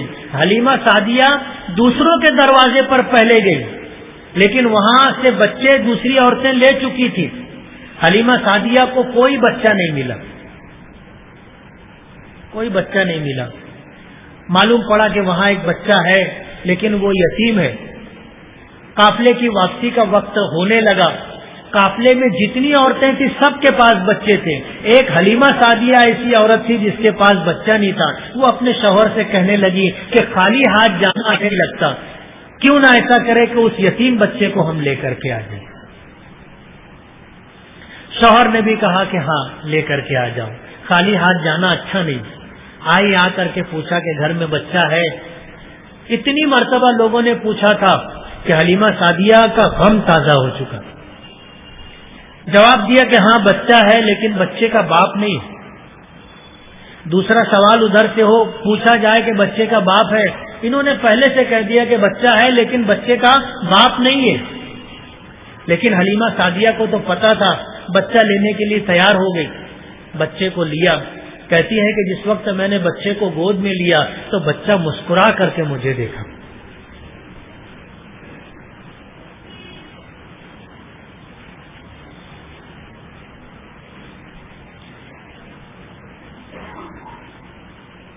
بچہ لے کر کے چلی.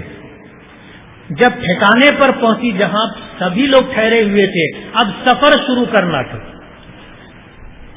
تو کہنے لگی کہ میری گود میں پہلے سے ایک بچہ تھا. میرا اپنا بچہ پہلے سے میرے پاس تھا, وہ بھی دودھ پیتا تھا, اور یہ ایک بچہ میں لے آئی. تو میں نے جب دودھ پلانے کا ارادہ کیا کہ اب میں اس بچے کو دودھ پلاؤں, اپنے بچے کو دودھ پلاؤں, تو جب میں نے اس بچے کو دودھ پلانے کے ارادے سے اپنے چھاتی سے قریب کیا تو میری چھاتیاں دودھ سے بھر گئی. سیدھی طرف سے اس بچے کو میں نے دودھ پلایا. سیر ہو کر کے بچے نے دودھ پیا. اس کے بعد میں نے چاہا کہ دوسری طرف سے بچے کو پلاؤ, تو بچے نے دوسری طرف منہ نہیں لگایا.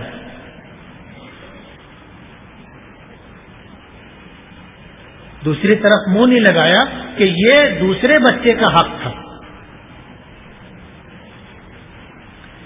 اپنے بچے کو پھر میں نے بائیں طرف سے دودھ پلایا. کہتی ہے کہ جس دن سے یہ بچہ پیدا ہوا تھا کبھی پیٹ بھر اسے دودھ نصیب نہیں ہوا تھا, اور کوئی رات ایسی نہیں گزرتی تھی کہ بچہ رات میں روتا نہ ہو بھوک کی وجہ سے. لیکن یہ پہلا موقع تھا کہ رات بھر دونوں بچے چین سے سوئے. میں بھی حیران تھی کہ میں اپنے بچے کو اتنے دنوں میں کبھی پیٹ بھر کر دودھ نہیں پلا سکی. آج کیا ہو گیا کہ ایک نہیں دو بچے میری چھاتی سے سیراب ہو گئے. اس کے بعد جب سفر شروع ہوا تو کہتی ہے کہ میں اونٹنی پر بیٹھی تو اونٹنی برق رفتار ہو گئی, تیز چلنے لگی. اب سب سے آگے تیز چلتی تھی. تو میں نے محسوس کیا تو یہ تو طاقتور ہو گئی ہے. تو میں نے اپنے شوہر کو بھی بٹھا لیا کہ تم بھی بیٹھ جاؤ, پیدل مت چلو. اس کے بعد بھی یہ اونٹنی سب سے آگے. تو قافلے کی ساری عورتیں کہتی تھی کہ حلیمہ یہ وہی اونٹنی ہے جس پر تم آئی تھی یا بدل لی ہے اونٹنی. تو میں کہتی تھی کہ دیکھو اس کا کان دیکھو, اس کی دم دیکھو, یہ وہی اونٹنی ہے جس پر ہم آئے. سرکار دو عالم صلی اللہ علیہ وسلم کی برکتوں کا ظہور شروع ہو چکا تھا. سب سے پہلے قافلے میں پہنچی.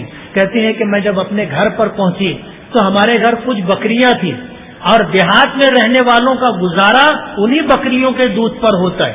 لیکن ہمارے یہاں قحط سالی تھی, جانوروں کو چارہ نہیں ملتا تھا, پانی نہیں ملتا تھا, تو دودھ کہاں سے ہوگا. لیکن دیکھنا تو تھا کہ دودھ ہے یا نہیں. میں نے اپنے شوہر سے کہا کہ دیکھو کسی جانور میں دودھ ہو تو نکالو. میرے شوہر نے دودھ نکالنے کے ارادے سے بکری کی پیٹھ پر ہاتھ رکھا تو اس کا تھن دودھ سے بھر گیا. تھن دودھ سے بھر گیا. کہنے لگے کہ جو برتن دودھ کا تھا جب دودھ نکالنا شروع کیا تو برتن بھر گیا, تو برتن دوسرا برتن بھر گیا. ہمارے یہاں دودھ کے جتنے برتن تھے سب بھر گئے. ہم حیران ہو گئے کہ کیا بات ہے. اور ہماری بکریاں جنگل میں چرنے جاتی تھیں, جب چر کے آتی تھیں تو ان کے پیٹ بھرے ہوتے تھے اور تھن دودھ سے بھرے ہوتے تھے. سارے قبیلے کے لوگ اپنے چرواہوں کو, اپنے گھر والوں کو کہا کرتے تھے کہ یہ حلیمہ کی بکریاں جہاں چرتی ہے وہیں اپنے جانور لے جایا کرو چرانے کے لیے. لیکن انہیں نہیں معلوم تھا کہ یہ چراگاہ کی برکت نہیں تھی, یہ چراگاہ کی برکت نہیں تھی, یہ برکت تھی سرکار دو عالم صلی اللہ علیہ وسلم کی. کہتے ہیں نا کہ کتنے لوگ ایسے ہوتے ہیں کہ جو در رسول تک پہنچ کر کے محروم واپس آ جاتے ہیں. قبیلے کی ساری عورتیں اس دروازے تک پہنچی تھیں. پوچھا بچہ ہے, کہا ہاں ہے. پوچھا کہ بچے کا باپ ہے, کہا نہیں ہے. اس دروازے پر پہلے پہنچے تھے لیکن محروم واپس آ گئے. اور حلیمہ سعدیہ کے حصے میں یہ دولت لکھی تھی, آخر میں پہنچی اور پھر یہ دولت لے کر کے آئی. آج بھی بہت لوگ جاتے ہیں محروم چلے آتے, نماز نہیں ہوتی ان کی وہاں پر, نماز نہیں پڑھتے وہاں جا کر کے, جماعت سے نماز نہیں پڑھتے. میرا بارہا اتفاق ہوا, میرے ساتھ ایسے لوگ تھے جو ایسے ہی تھے. ہم جب نماز پڑھ کے آنے لگتے تھے تو یہ جاتے ہوئے نظر آتے تھے. ایک مرتبہ ہوا, 2 مرتبہ ہوا, اس میں کچھ سلجھے ہوئے نوجوان تھے. ایک دن میں نے ان سے پوچھا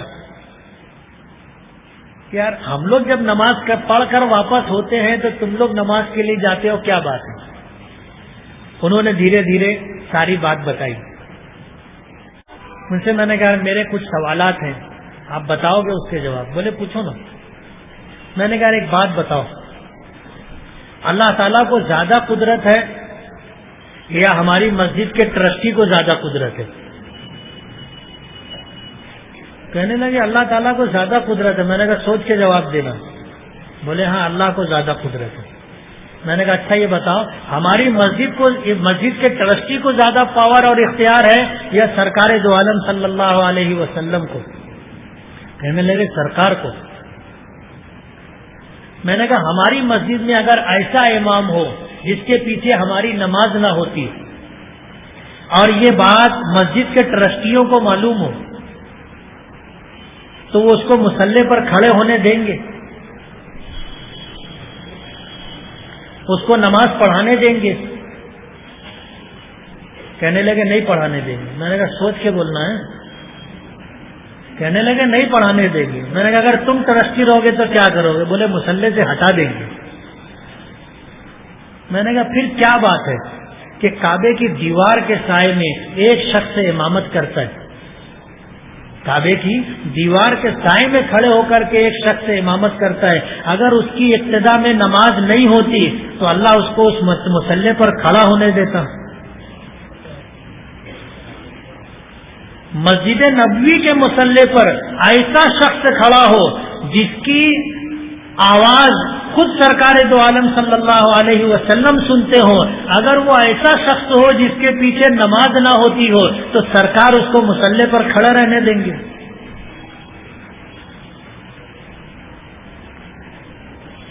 حیران ہو گئے. کہنے لگے کہ نہیں بات آپ کی برابر ہے. میں نے کہا کہ دیکھو اللہ نے دل دیا ہے, دماغ دیا ہے, تم اپنے دل و دماغ سے سوچو کہ ہم اپنی مسجد میں ایسے شخص کی امامت پسند نہیں کرتے جس کے پیچھے نماز نہ ہو یا جس کی پیچھے نماز مکروہ ہوتی ہو، ہم اس کے پیچھے نماز نہیں پڑھتے۔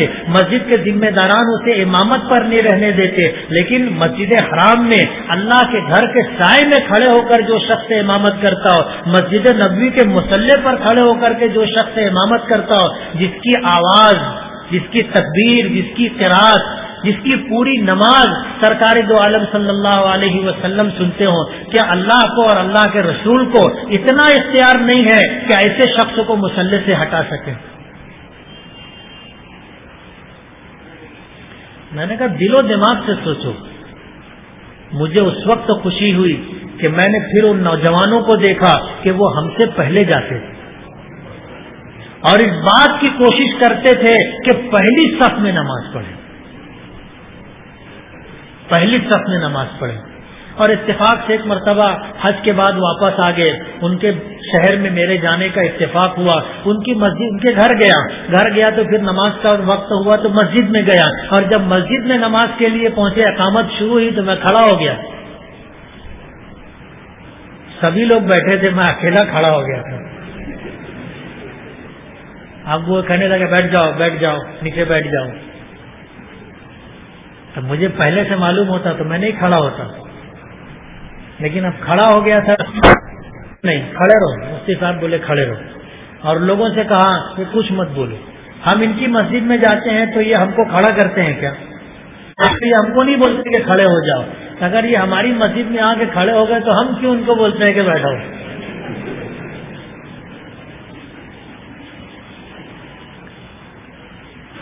اللہ ہدایت دینا چاہے تو ایسے بھی ہدایت دے دیتا، ایسے بھی ہدایت دے دیتا ہے۔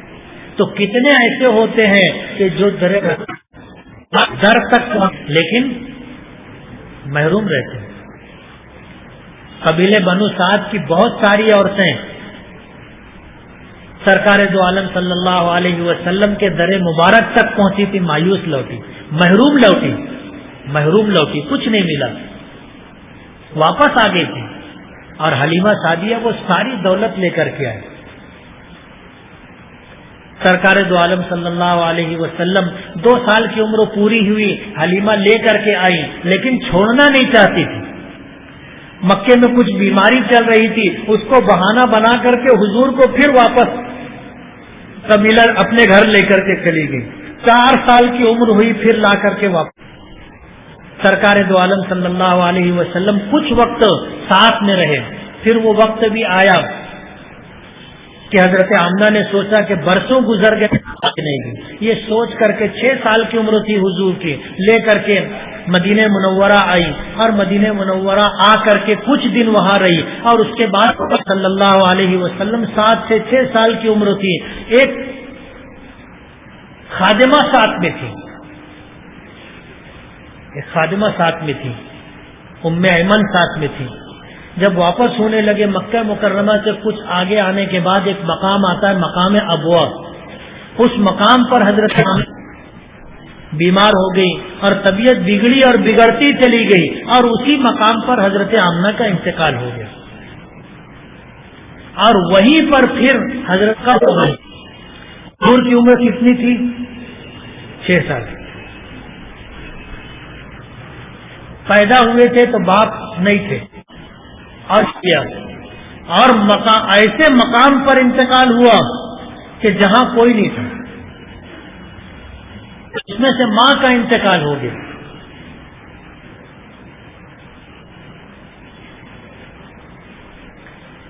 اس وقت کے جو حالات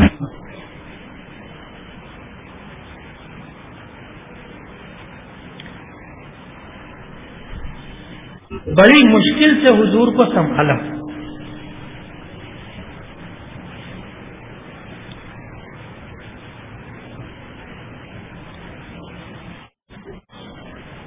ماں کا انتقال ہو،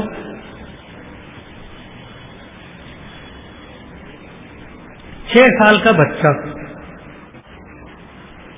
اس کا رونا، بلکنا، تڑپنا،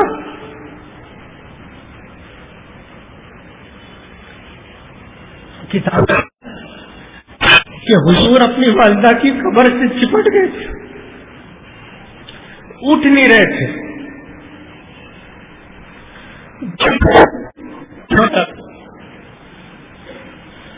اور مکے تک مسلسل روتے رہے۔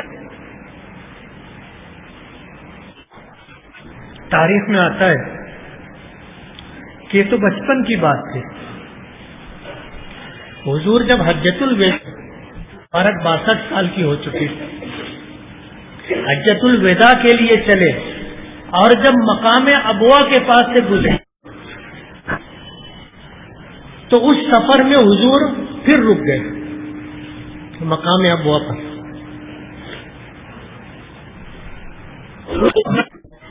ماں کی قبر تھی،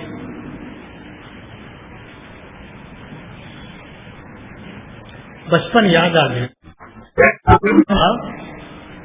کہ ادھر ادھر پھیل کر کے تم لوگ رک جاؤ، اور جس مقام زمین پر بیٹھ گئے اپنے قدم اٹھا لیے اور ہاتھ سے ایسے گھٹنوں کو پکڑ لیے۔ گھنٹوں حضور روتے رہے، زندگی کا آخری سال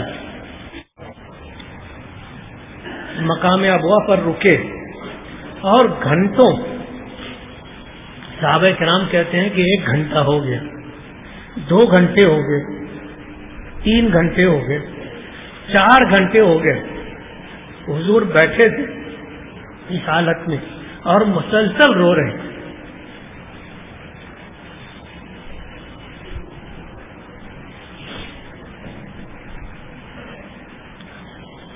60-61 سال زمانہ گزر گیا تھا۔ 6 سال کی عمر میں والدہ کا انتقال ہوا تھا، اس مقام پر تدفین ہوئی تھی، اور پھر جب آپ کی عمر مبارک 62 سال کی ہوئی، پھر حضور حجۃ الوداع کے موقع پر ادھر سے گزرے تو پھر رک گئے، اور وہ سارا غم آپ کا تازہ ہوا۔ حافظ ابن حجر رحمۃ اللہ علیہ نے لکھا ہے کہ نبی کریم صلی اللہ علیہ وسلم کو اللہ پاک نے وہ سارے معجزات عطا کیے تھے جو تمام نبیوں کو اللہ پاک نے دیے تھے۔ حضرت عیسیٰ علیہ السلام کو اللہ پاک نے مردوں کو زندہ کرنے کا معجزہ عطا کیا، مردوں کو زندہ کرنے کا معجزہ عطا کیا تھا۔ حضور پاک صلی اللہ علیہ وسلم کو بھی اللہ پاک نے یہ معجزہ دیا تھا۔ اپنی والدہ کی قبر پر گھنٹوں بیٹھے رہے، اللہ سے دعا کرتے رہے۔ لکھا ہے انہوں نے کہ قبر مبارک پھٹی، آپ کی والدہ قبر سے باہر آئی، آ کر انہوں نے ایمان قبول کیا، اور ایمان قبول کر کے پھر واپس قبر میں چلی۔ اللہ نے یہ معجزہ سرکار کو دیا۔ 6 سال کی عمر میں والدہ کا انتقال ہو گیا، 8 سال کی عمر ہوئی دادا کا انتقال ہو گیا، 8 سال کی عمر ہوئی دادا کا انتقال ہو گیا، اور پھر کوئی حضور کی پرورش کرنے والا نہیں تھا۔ اس لیے میں نے وہ شعر سنایا تھا کہ پیدا ہوئے تو باپ کا سایہ اٹھا لیا، گھٹنوں چلے تو دادا عدم کو روانہ تھا، چلنے لگے تو مادر و ام ہو گئے جدا، ہر ایک سایہ سر سے یوں اٹھتا چلا گیا، سائے پسند آئے نہ پروردگار کو، بے سایہ کر دیا گیا اس سایہ دار کو۔ حضور کی عادت شریفہ تھی کسی کا احسان اپنے اوپر رکھتے نہیں تھے، سب کا احسان ادا کر دیتے تھے، کسی کا احسان باقی نہیں رکھا تھا۔ کہا کرتے تھے کہ میں نے سب کا احسان ادا کر دیا سوائے حضرت خدیجہ کے اور حضرت ابوبکر صدیق کے، ان کے احسانات کا بدلہ اللہ پاک دیں گے۔ ابو طالب نے حضور کی پرورش کی تھی، جب باپ نہیں تھے، ماں کا انتقال ہو گیا، دادا کا انتقال ہو گیا، اب کوئی سر پر ہاتھ رکھنے والا نہیں تھا۔ 8 سال کی عمر تھی، چچا ابو طالب نے پرورش کی تھی حضور کی۔ 25 سال کی عمر ہوئی، حضرت خدیجہ سے نکاح کر دیا۔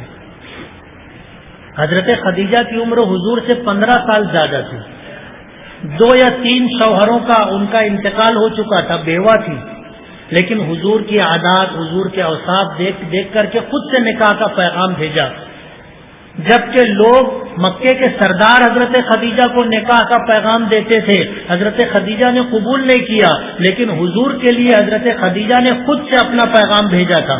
حضور نے چچا کے مشورے سے قبول کر لیا، مکے کی مالدار خاتون تھی، اور وجہ یہ بنی تھی کہ تجارت کے لیے اپنا روپیہ، اپنا سامان دوسروں کو دیتی تھی، لوگ تجارت کر کے لاتے تھے، جو نفع ہوتا تھا آدھا حضرت خدیجہ خود رکھتی تھی، آدھا محنت کرنے والے کو دے دیا کرتی تھی۔ تو ایک مرتبہ حضرت خدیجہ کا سامان تجارت لے کر کے حضور ملک شام تشریف لے گئے تھے، اور حضور کے ساتھ حضرت خدیجہ کا ایک غلام بھی گیا تھا، تو راستے بھر جو حالات دیکھتے ہوئے گیا تھا اور پھر جتنا نفع ہوا تھا اس کے ساتھ جب واپسی ہوئی تو حضرت خدیجہ کو حیرت ہوئی کہ آج تک کبھی ان کو اتنا نفع نہیں ہوا تھا۔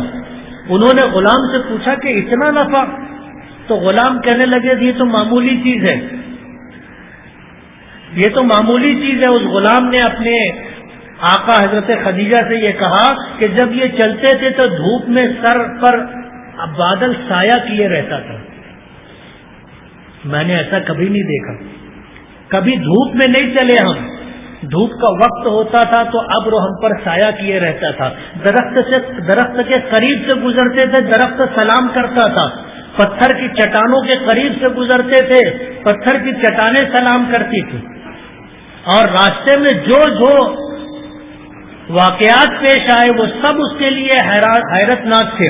آ کر کے وہ سارے واقعات سنائے تو حضرت خدیجہ نے متاثر ہو کر کے نکاح کا پیغام دیا۔ حضور نے نکاح کا پیغام چچا کے مشورے سے قبول کر لیا۔ حضرت ابو طالب نے حضور کا نکاح پڑھایا، ابو طالب نے حضور کا نکاح پڑھایا۔ حضرت خدیجہ نے نبی کریم صلی اللہ علیہ وسلم پر اپنا تن من دھن سب کچھ قربان کر دیا، سب قربان کر دیا تھا۔ تو حضور کہا کرتے تھے کہ مجھ پر جس نے بھی احسان کیا میں نے اس کے احسان کا بدلہ ادا کر دیا، سوائے خدیجہ اور ابو بکر کے کہ ان کے احسان کا بدلہ میں دے نہیں سکا، اللہ ان کے احسان کا بدلہ دے گا۔ ابو طالب نے حضور کی پرورش کی تھی۔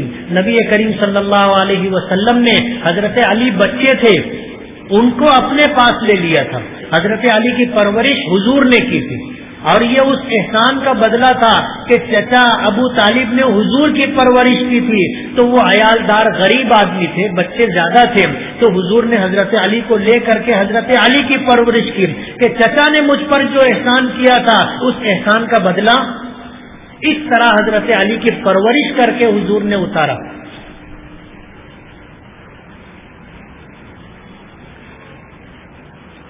تو حضرت علی حضور کے پروردہ تھے، ایسی پرورش کی تھی کہ بچوں میں سب سے پہلے ایمان قبول کرنے والے حضرت علی تھے، غلاموں میں حضرت بلال، مردوں میں ابو بکر، عورتوں میں حضرت خدیجہ۔ حضرت علی نے بچپن میں ایمان قبول کر لیا تھا، اور اللہ نے ایسا ایمان عطا کیا تھا کہ جب حضور ہجرت کر کے مکے سے مدینہ جانے لگے تو مکے والوں کی امانتیں نبی کریم صلی اللہ علیہ وسلم کے پاس تھی، اور یہ وہ رات تھی کہ جب مکے کے لوگوں نے، قبائلوں نے مل کر کے یہ فیصلہ کر لیا تھا کہ نعوذ باللہ حضور کو قتل کر دینا ہے، قتل کرنے کے ارادے سے حضور کے گھر کو گھیر لیا تھا۔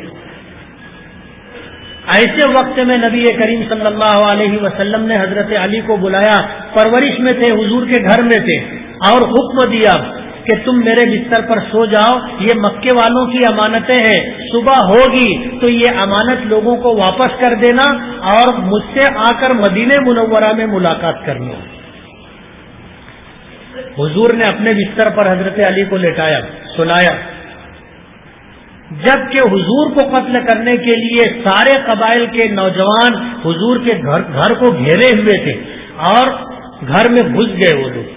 لیکن ان کے گھسنے سے پہلے حضور نے جب ہجرت کا سفر کرنا تھا، در دولت پر آئے، ایک جھک کر کے زمین سے ایک مٹھی مٹی اٹھائی اور شاہت الوجوہ کہہ کر کے جب پھینکا تو اللہ نے یہ مٹی سب کی آنکھوں میں پہنچا دی، سب کی آنکھوں میں پہنچا دی، سب آنکھ ملنے لگے اور ان کے درمیان سے حضور نکل کر کے حضرت ابو بکر کے گھر گئے اور پھر حضرت ابو بکر کے گھر سے سفر شروع کیا تو غار ثور پہنچے۔ کسی نے حضرت علی سے پوچھا تھا کہ علی، جس وقت حضور نے تم کو اپنے بستر پر لٹایا تھا، جبکہ لوگ حضور کو قتل کرنے کے لیے حضور کے گھر کو گھیرے ہوئے تھے، حضور کے بستر پر تمہیں نیند آئی تھی؟ ظاہر بات اس بستر پر سونا اپنے آپ کو موت کے منہ میں ڈالنا تھا، اور لوگ قتل کرنے کے ارادے سے گھسے تو آتے ہی ہلہ بول دیا، لیکن دیکھا تو حضرت علی سے سب رک گئے، حضور تو نکل چکے تھے ہجرت کے سفر پر۔ حضرت علی سے کسی نے پوچھا کہ نیند آئی تھی حضور کے بستر پر؟ تو کہنے لگے کہ ہاں، ایسی نیند آئی تھی کہ اس رات سے پہلے کبھی ویسی نیند نہیں آئی اور اس رات کے بعد کبھی ویسی نیند نہیں آئی۔ لوگوں نے پوچھا کیوں؟ تو کہنے لگے کہ اس لیے کہ حضور نے یہ فرمایا تھا کہ علی تم میرے بستر پر سو اور صبح اٹھ کر کے لوگوں کی امانتیں لوگوں کو واپس کر دینا اور مجھ سے آ کر کے ملاقات کرنا، تو مجھے 100% یقین تھا کہ آج کی رات میں نہیں مروں گا،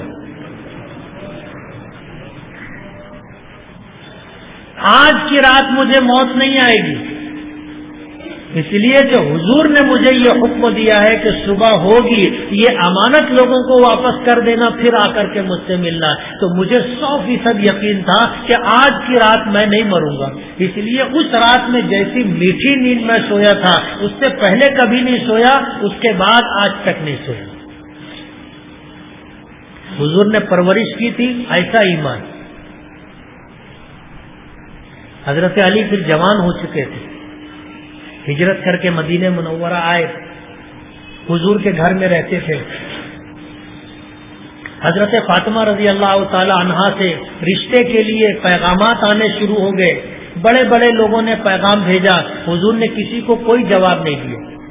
حضور کی منشا سمجھ کر کے حضرت ابو بکر صدیق نے حضرت علی سے کہا کہ تم نکاح کا پیغام دو، فاطمہ کے لیے تم نکاح کا پیغام دو۔ حضرت علی کہتے تھے کہ میری ہمت نہیں ہوتی، میری ہمت نہیں ہوتی تھی، میں موقع کی تلاش میں تھا۔ ایک دن تیز دھوپ تھی، دوپہر کا وقت تھا، کوئی نہیں تھا، حضور اکیلے تھے۔ ہمت کر کے میں آگے بڑھا اور میں نے جا کر کے حضور سے گزارش کی، درخواست کی، میں نے فاطمہ کا رشتہ مانگا۔ نبی کریم صلی اللہ علیہ وسلم نے جواب دیا مرحبا، مرحبا کا۔ حضرت علی کہتے ہیں میں تو بہت خوش ہوا، جا کر میں نے حضرت ابو بکر کو اس بات کی خبر دی۔ حضرت ابو بکر نے مجھے مبارکباد دی، نبی کریم صلی اللہ علیہ وسلم سے آ کر کے ملے۔ حضور نے حضرت علی کو بلایا، پوچھا علی تمہارے پاس کچھ ہے؟ حضرت علی کہنے لگے کہ میرے پاس یہ تلوار ہے، یہ زرہ ہے۔ تو حضور نے فرمایا کہ تلوار تو تم اپنے پاس رکھو، زرہ کے متعلق کہا کہ اس کو تم نیلام کرو، اس کو بازار میں لے جا کر بیچ دو، جو قیمت آئے گی وہ لے کر کے آنا، اس قیمت سے تمہارے لیے کچھ سامان خرید لیں گے۔ حضور حضرت علی کا گھر بھی نہیں تھا، حضرت علی کا گھر بھی نہیں تھا۔ جب حضور نے حضرت فاطمہ کا رشتہ حضرت علی سے کیا تو اس موقع پر حضرت علی جو زرہ بازار میں بیچنے گئے، حضرت عثمان کو خبر ہوئی تو حضرت عثمان غنی نے 400 درہم میں وہ زرہ خریدی تھی۔ کتنے میں؟ 400 درہم میں، جبکہ اس زرہ کی قیمت 10 درہم بھی نہیں تھی، لیکن حضرت عثمان غنی نے اس زرہ کی قیمت 400 درہم دی۔ وہ 400 درہم لیا اور زرہ حضرت عثمان کے حوالے کی، واپس ہونے لگے، کچھ دور گئے، حضرت عثمان نے آواز دی اور بلایا، حضرت علی رکے، آئے، کہنے لگے کہ علی تمہیں فاطمہ سے نکاح مبارک ہو، یہ پیشگی تحفہ میری طرف سے۔ جو زرہ خریدی تھی وہی زرہ پھر ان کو تحفے میں واپس دے دی۔ واپس آئے، وہ 400 درہم حضور کو دیا، حضور نے حضرت ابو بکر کو دیا اور کہا کہ ان کے لیے گھریلو سامان مہیا کرو. تو حضرت ابو بکر نے پھر ایک چمڑے کا بستر جس میں کھجور کی چھال بھری ہوئی تھی, تکیا, ایک مشکیزہ پانی کا, ایک چکی, ایک مٹکا, ایسی کچھ چیزیں خریدی. یہ حضرت علی کو جو سامان دیا گیا تھا, یہ حضرت علی نے جو زرہ بیچی تھی اس کی قیمت سے حضور نے حضرت ابو بکر کو دے کر کے انتظام کروایا تھا. لوگ کہتے ہیں حضور نے اپنی بیٹی فاطمہ کو جہیز دیا تھا. اس کو جہیز کہیں گے؟ یہ سامان کس کے پیسے سے خریدا گیا تھا؟ بولو نا. حضرت علی کے پیسے سے خریدا گیا تھا, حضور کا اپنا پیسہ نہیں تھا. یہ تو حضرت علی نے زیرہ بیچی تھی, حضرت عثمان نے زیادہ قیمت دے کر خریدی تھی, اسی پیسے سے حضرت علی کے لیے سامان مہیا کیا گیا تھا. حضرت علی سے زیادہ غریب کوئی ہوگا؟ آج اتنے بڑے مجمع میں کوئی ایسا آدمی ہو جو حضرت علی سے زیادہ غریب ہو؟ لیکن جب نکاح ہوا تو حضور نے مہر کیا رکھا معلوم ہے؟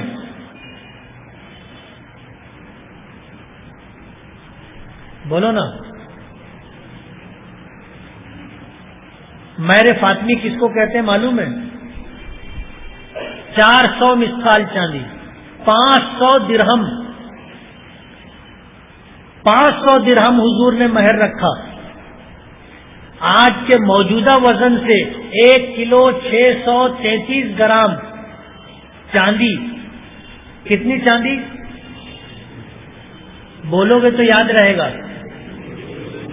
1 کلو 633 گرام چاندی حضرت فاطمہ کا مہر تھا. اور حضرت علی کتنے مالدار تھے؟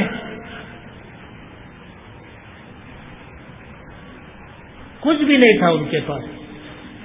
ان سے زیادہ غریب آدمی نہیں ملے گا.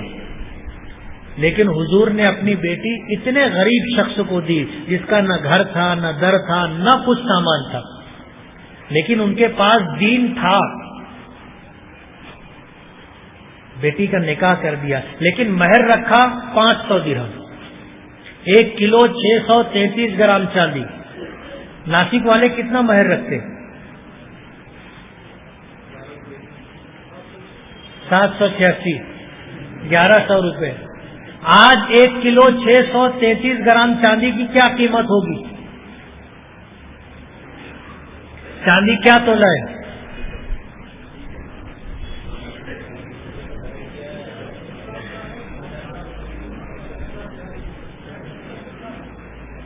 ایک کلو 633 گرام چاندی.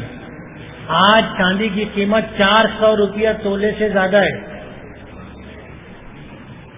یعنی 60-70 ہزار روپیہ حضور نے اپنی بیٹی حضرت فاطمہ کا مہر رکھا تھا. اور شوہر کیسے تھے؟ انتہائی غریب. آج ہمارے یہاں شادی میں لاکھوں روپیہ خرچہ کرتے اور مہر کتنا رکھتے؟ 1100 روپیہ. کوئی احسان کرتا ہے تو 2100 روپیہ رکھ دیتا ہے. حضور نے فرمایا من احیا سنتی عند فساد امتی فلہ اجر 100 شہید. جس شخص نے میری کسی ایسی سنت کو زندہ کیا جو مر چکی تھی تو اسے 100 شہیدوں کا ثواب دیا جائے گا. 100 شہیدوں کا ثواب. حضور نے جتنے نکاح کیے تمام بیویوں کو آپ نے 500 درہم مہر دیے, تمام بیویوں کو. ایک ام حبیبہ رضی اللہ تعالی عنہا تھی جن کا مہر 400 دینار تھے. کیا تھے؟ 400 دینار. ایک دینار سونے کا ہوتا ہے اور درہم چاندی کا ہوتا ہے. تمام بیویوں کو حضور نے مہر دیا تھا 500 درہم, یعنی سب کو 1 کلو 633 گرام چاندی حضور نے مہر میں دی تھی. لیکن ایک بیوی ام حبیبہ کا مہر سب سے زیادہ تھا, 400 دینار تھے. یہ وہاں ملک حبشہ میں تھی, مکے سے ہجرت کر کے وہاں گئی تھی اور وہاں پر ان کے شوہر کا انتقال ہو گیا تھا، بیوہ ہو گئی تھی، عدت گزر گئی، تو پھر حضور نے نکاح کا پیغام دیا تھا. شاہ حبشہ نے حضور کے وکیل بن کر کے نکاح کروایا تھا اور مہر اپنی طرف سے انہوں نے ادا کیا تھا 400 دینار. سرکار دو عالم صلی اللہ علیہ وسلم کی سیرت کے بہت سارے گوشے ہیں.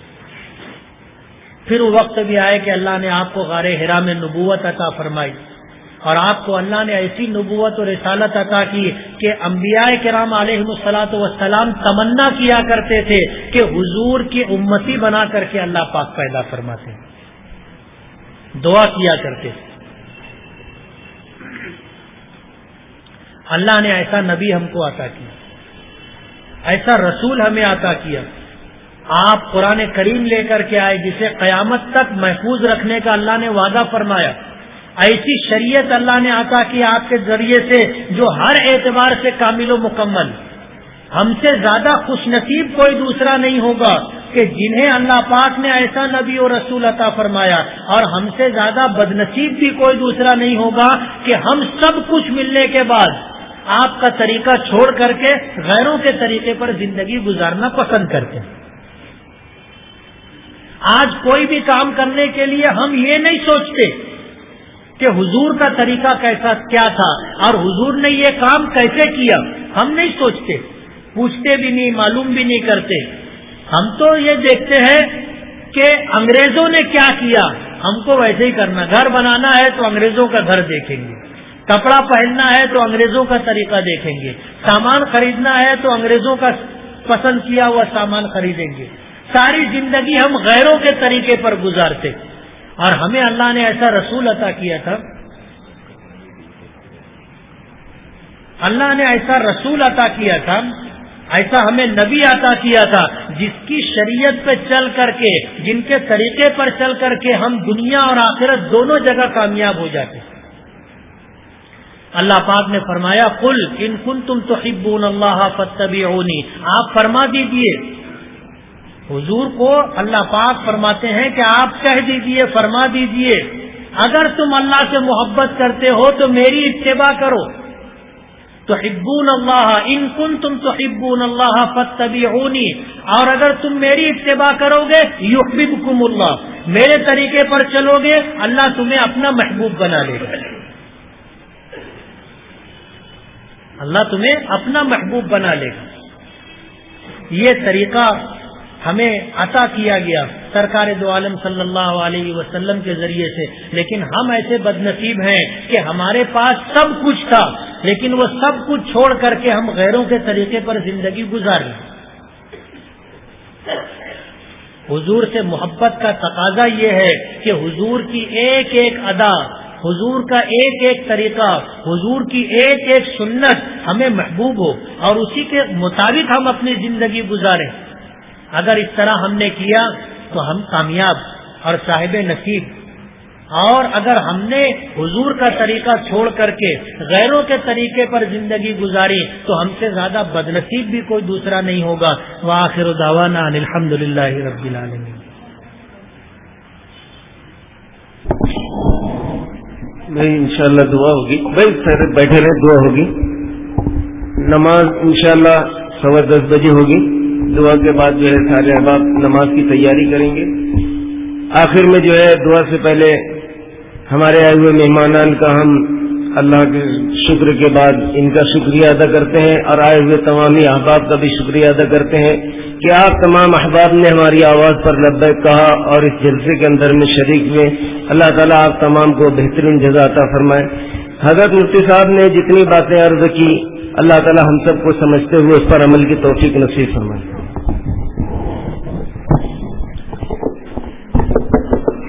بسم اللہ الرحمن الرحیم الحمد للہ رب العالمین اللہم صلی وسلم وبارک علی سیدنا محمد وعلی آل محمد کما صلیت وبارکت علی ابراہیم وعلی آل ابراہیم انک حمید مجید. اے اللہ ہمارے گناہوں کو معاف فرما، ہماری خطاؤں سے درگزر فرما، ہمارے عیبوں کی پردہ پوشی فرما. اے اللہ ہم آپ کے عاجز اور کمزور بندے ہیں. اے اللہ ہماری دستگیری فرما، ہمارے کاموں کو آسان فرما، دین پر چلنا ہمارے لیے آسان فرما. اپنے محبوب کے طریقے پر چلنا آسان فرما۔ اے اللہ آپ نے ہم پر بے پناہ احسان فرمایا ہے، آپ نے ہمیں ایسا محبوب نبی عطا فرمایا، ایسا کامل نبی عطا فرمایا، ایسی کامل شریعت عطا فرمائی۔ اے اللہ اس نعمت کے ملنے پر ہم آپ کے شکر گزار ہیں۔ اے اللہ اس نعمت کی قدردانی عطا فرما۔ اے اللہ اپنے فضل سے، اپنے کرم سے اے اللہ ہمیں اپنے محبوب کی سچی محبت عطا فرما۔ اے اللہ اپنی محبت عطا فرما، نیک لوگوں کی محبت عطا فرما۔ اے اللہ نیکیوں سے محبت عطا فرما۔ پروردگار عالم ہمیں شریعت پر چلنے کا مزاج عطا فرما۔ ہم چاہیں نہ چاہیں ہماری پیشانیوں کو پکڑ کر عافیت کے ساتھ صراط مستقیم پر گامزن فرما۔ اے اللہ ہماری مغفرت فرما، ہمارے ماں باپ کی مغفرت فرما، ہمارے مرحومین کی مغفرت فرما، ہمارے بیماروں کو شفا عطا فرما، پریشان حال لوگوں کی پریشانیوں کو دور فرما، بے روزگاروں کو جائز اور حلال روزی نصیب فرما، بے اولادوں کو نیک اور صالح اولاد عطا فرما۔ اے اللہ جو بچے اور بچیاں نکاح کی عمر کو پہنچ چکے ہیں اے اللہ انہیں اچھا رشتہ عطا فرما، سرپرستوں کے لیے ان کے رشتوں کا کرنا آسان فرما۔ اے اللہ ہم میں جو مقروض ہیں ان کے قرضوں کی ادائیگی کا غیب سے انتظام فرما۔ اے اللہ جو لوگ ناکردہ گناہوں کی سزا جھیل رہے ہیں اور جیلوں کی سلاخوں کے پیچھے جن کی زندگیاں گزر رہی ہیں اے اللہ انہیں باعزت رہائی نصیب فرما۔ پروردگار عالم ہمارے کاموں میں برکت عطا فرما، ہماری صلاحیتوں میں برکت عطا فرما، ہمارے کاموں کو آسان فرما، ہمارے راستے کی دشواریوں اور رکاوٹوں کو دور فرما، ہمیں اچھے ساتھی عطا فرما، اچھے رفیق عطا فرما۔ پروردگار عالم کام کرنے کی اہلیت اور صلاحیت عطا فرما، اپنے فضل سے اپنے کرم سے ہماری دعاؤں کو قبول فرما، دین و دنیا میں عزت و سرخروئی عطا فرما، عزت والی، برکت والی، راحت والی، چین و سکون والی روزی عطا فرما، کشادہ اور فراخ روزی عطا فرما، ہمارے کاموں کو اے اللہ آسان فرما، پوری امت کی طرف سے اللہ اپنے محبوب نبی کو بہترین جزائے خیر عطا فرما۔ اے اللہ ہماری دعا اپنے فضل و کرم سے اپنے محبوب نبی جناب رسول اللہ صلی اللہ علیہ وسلم کی برکتوں سے قبول فرما۔ صلی اللہ تعالی علی خیر خلقہ محمد و آلہ و اصحابہ اجمعین برحمتک یا ارحم الراحمین۔ نماز کی تیاری کر لیں۔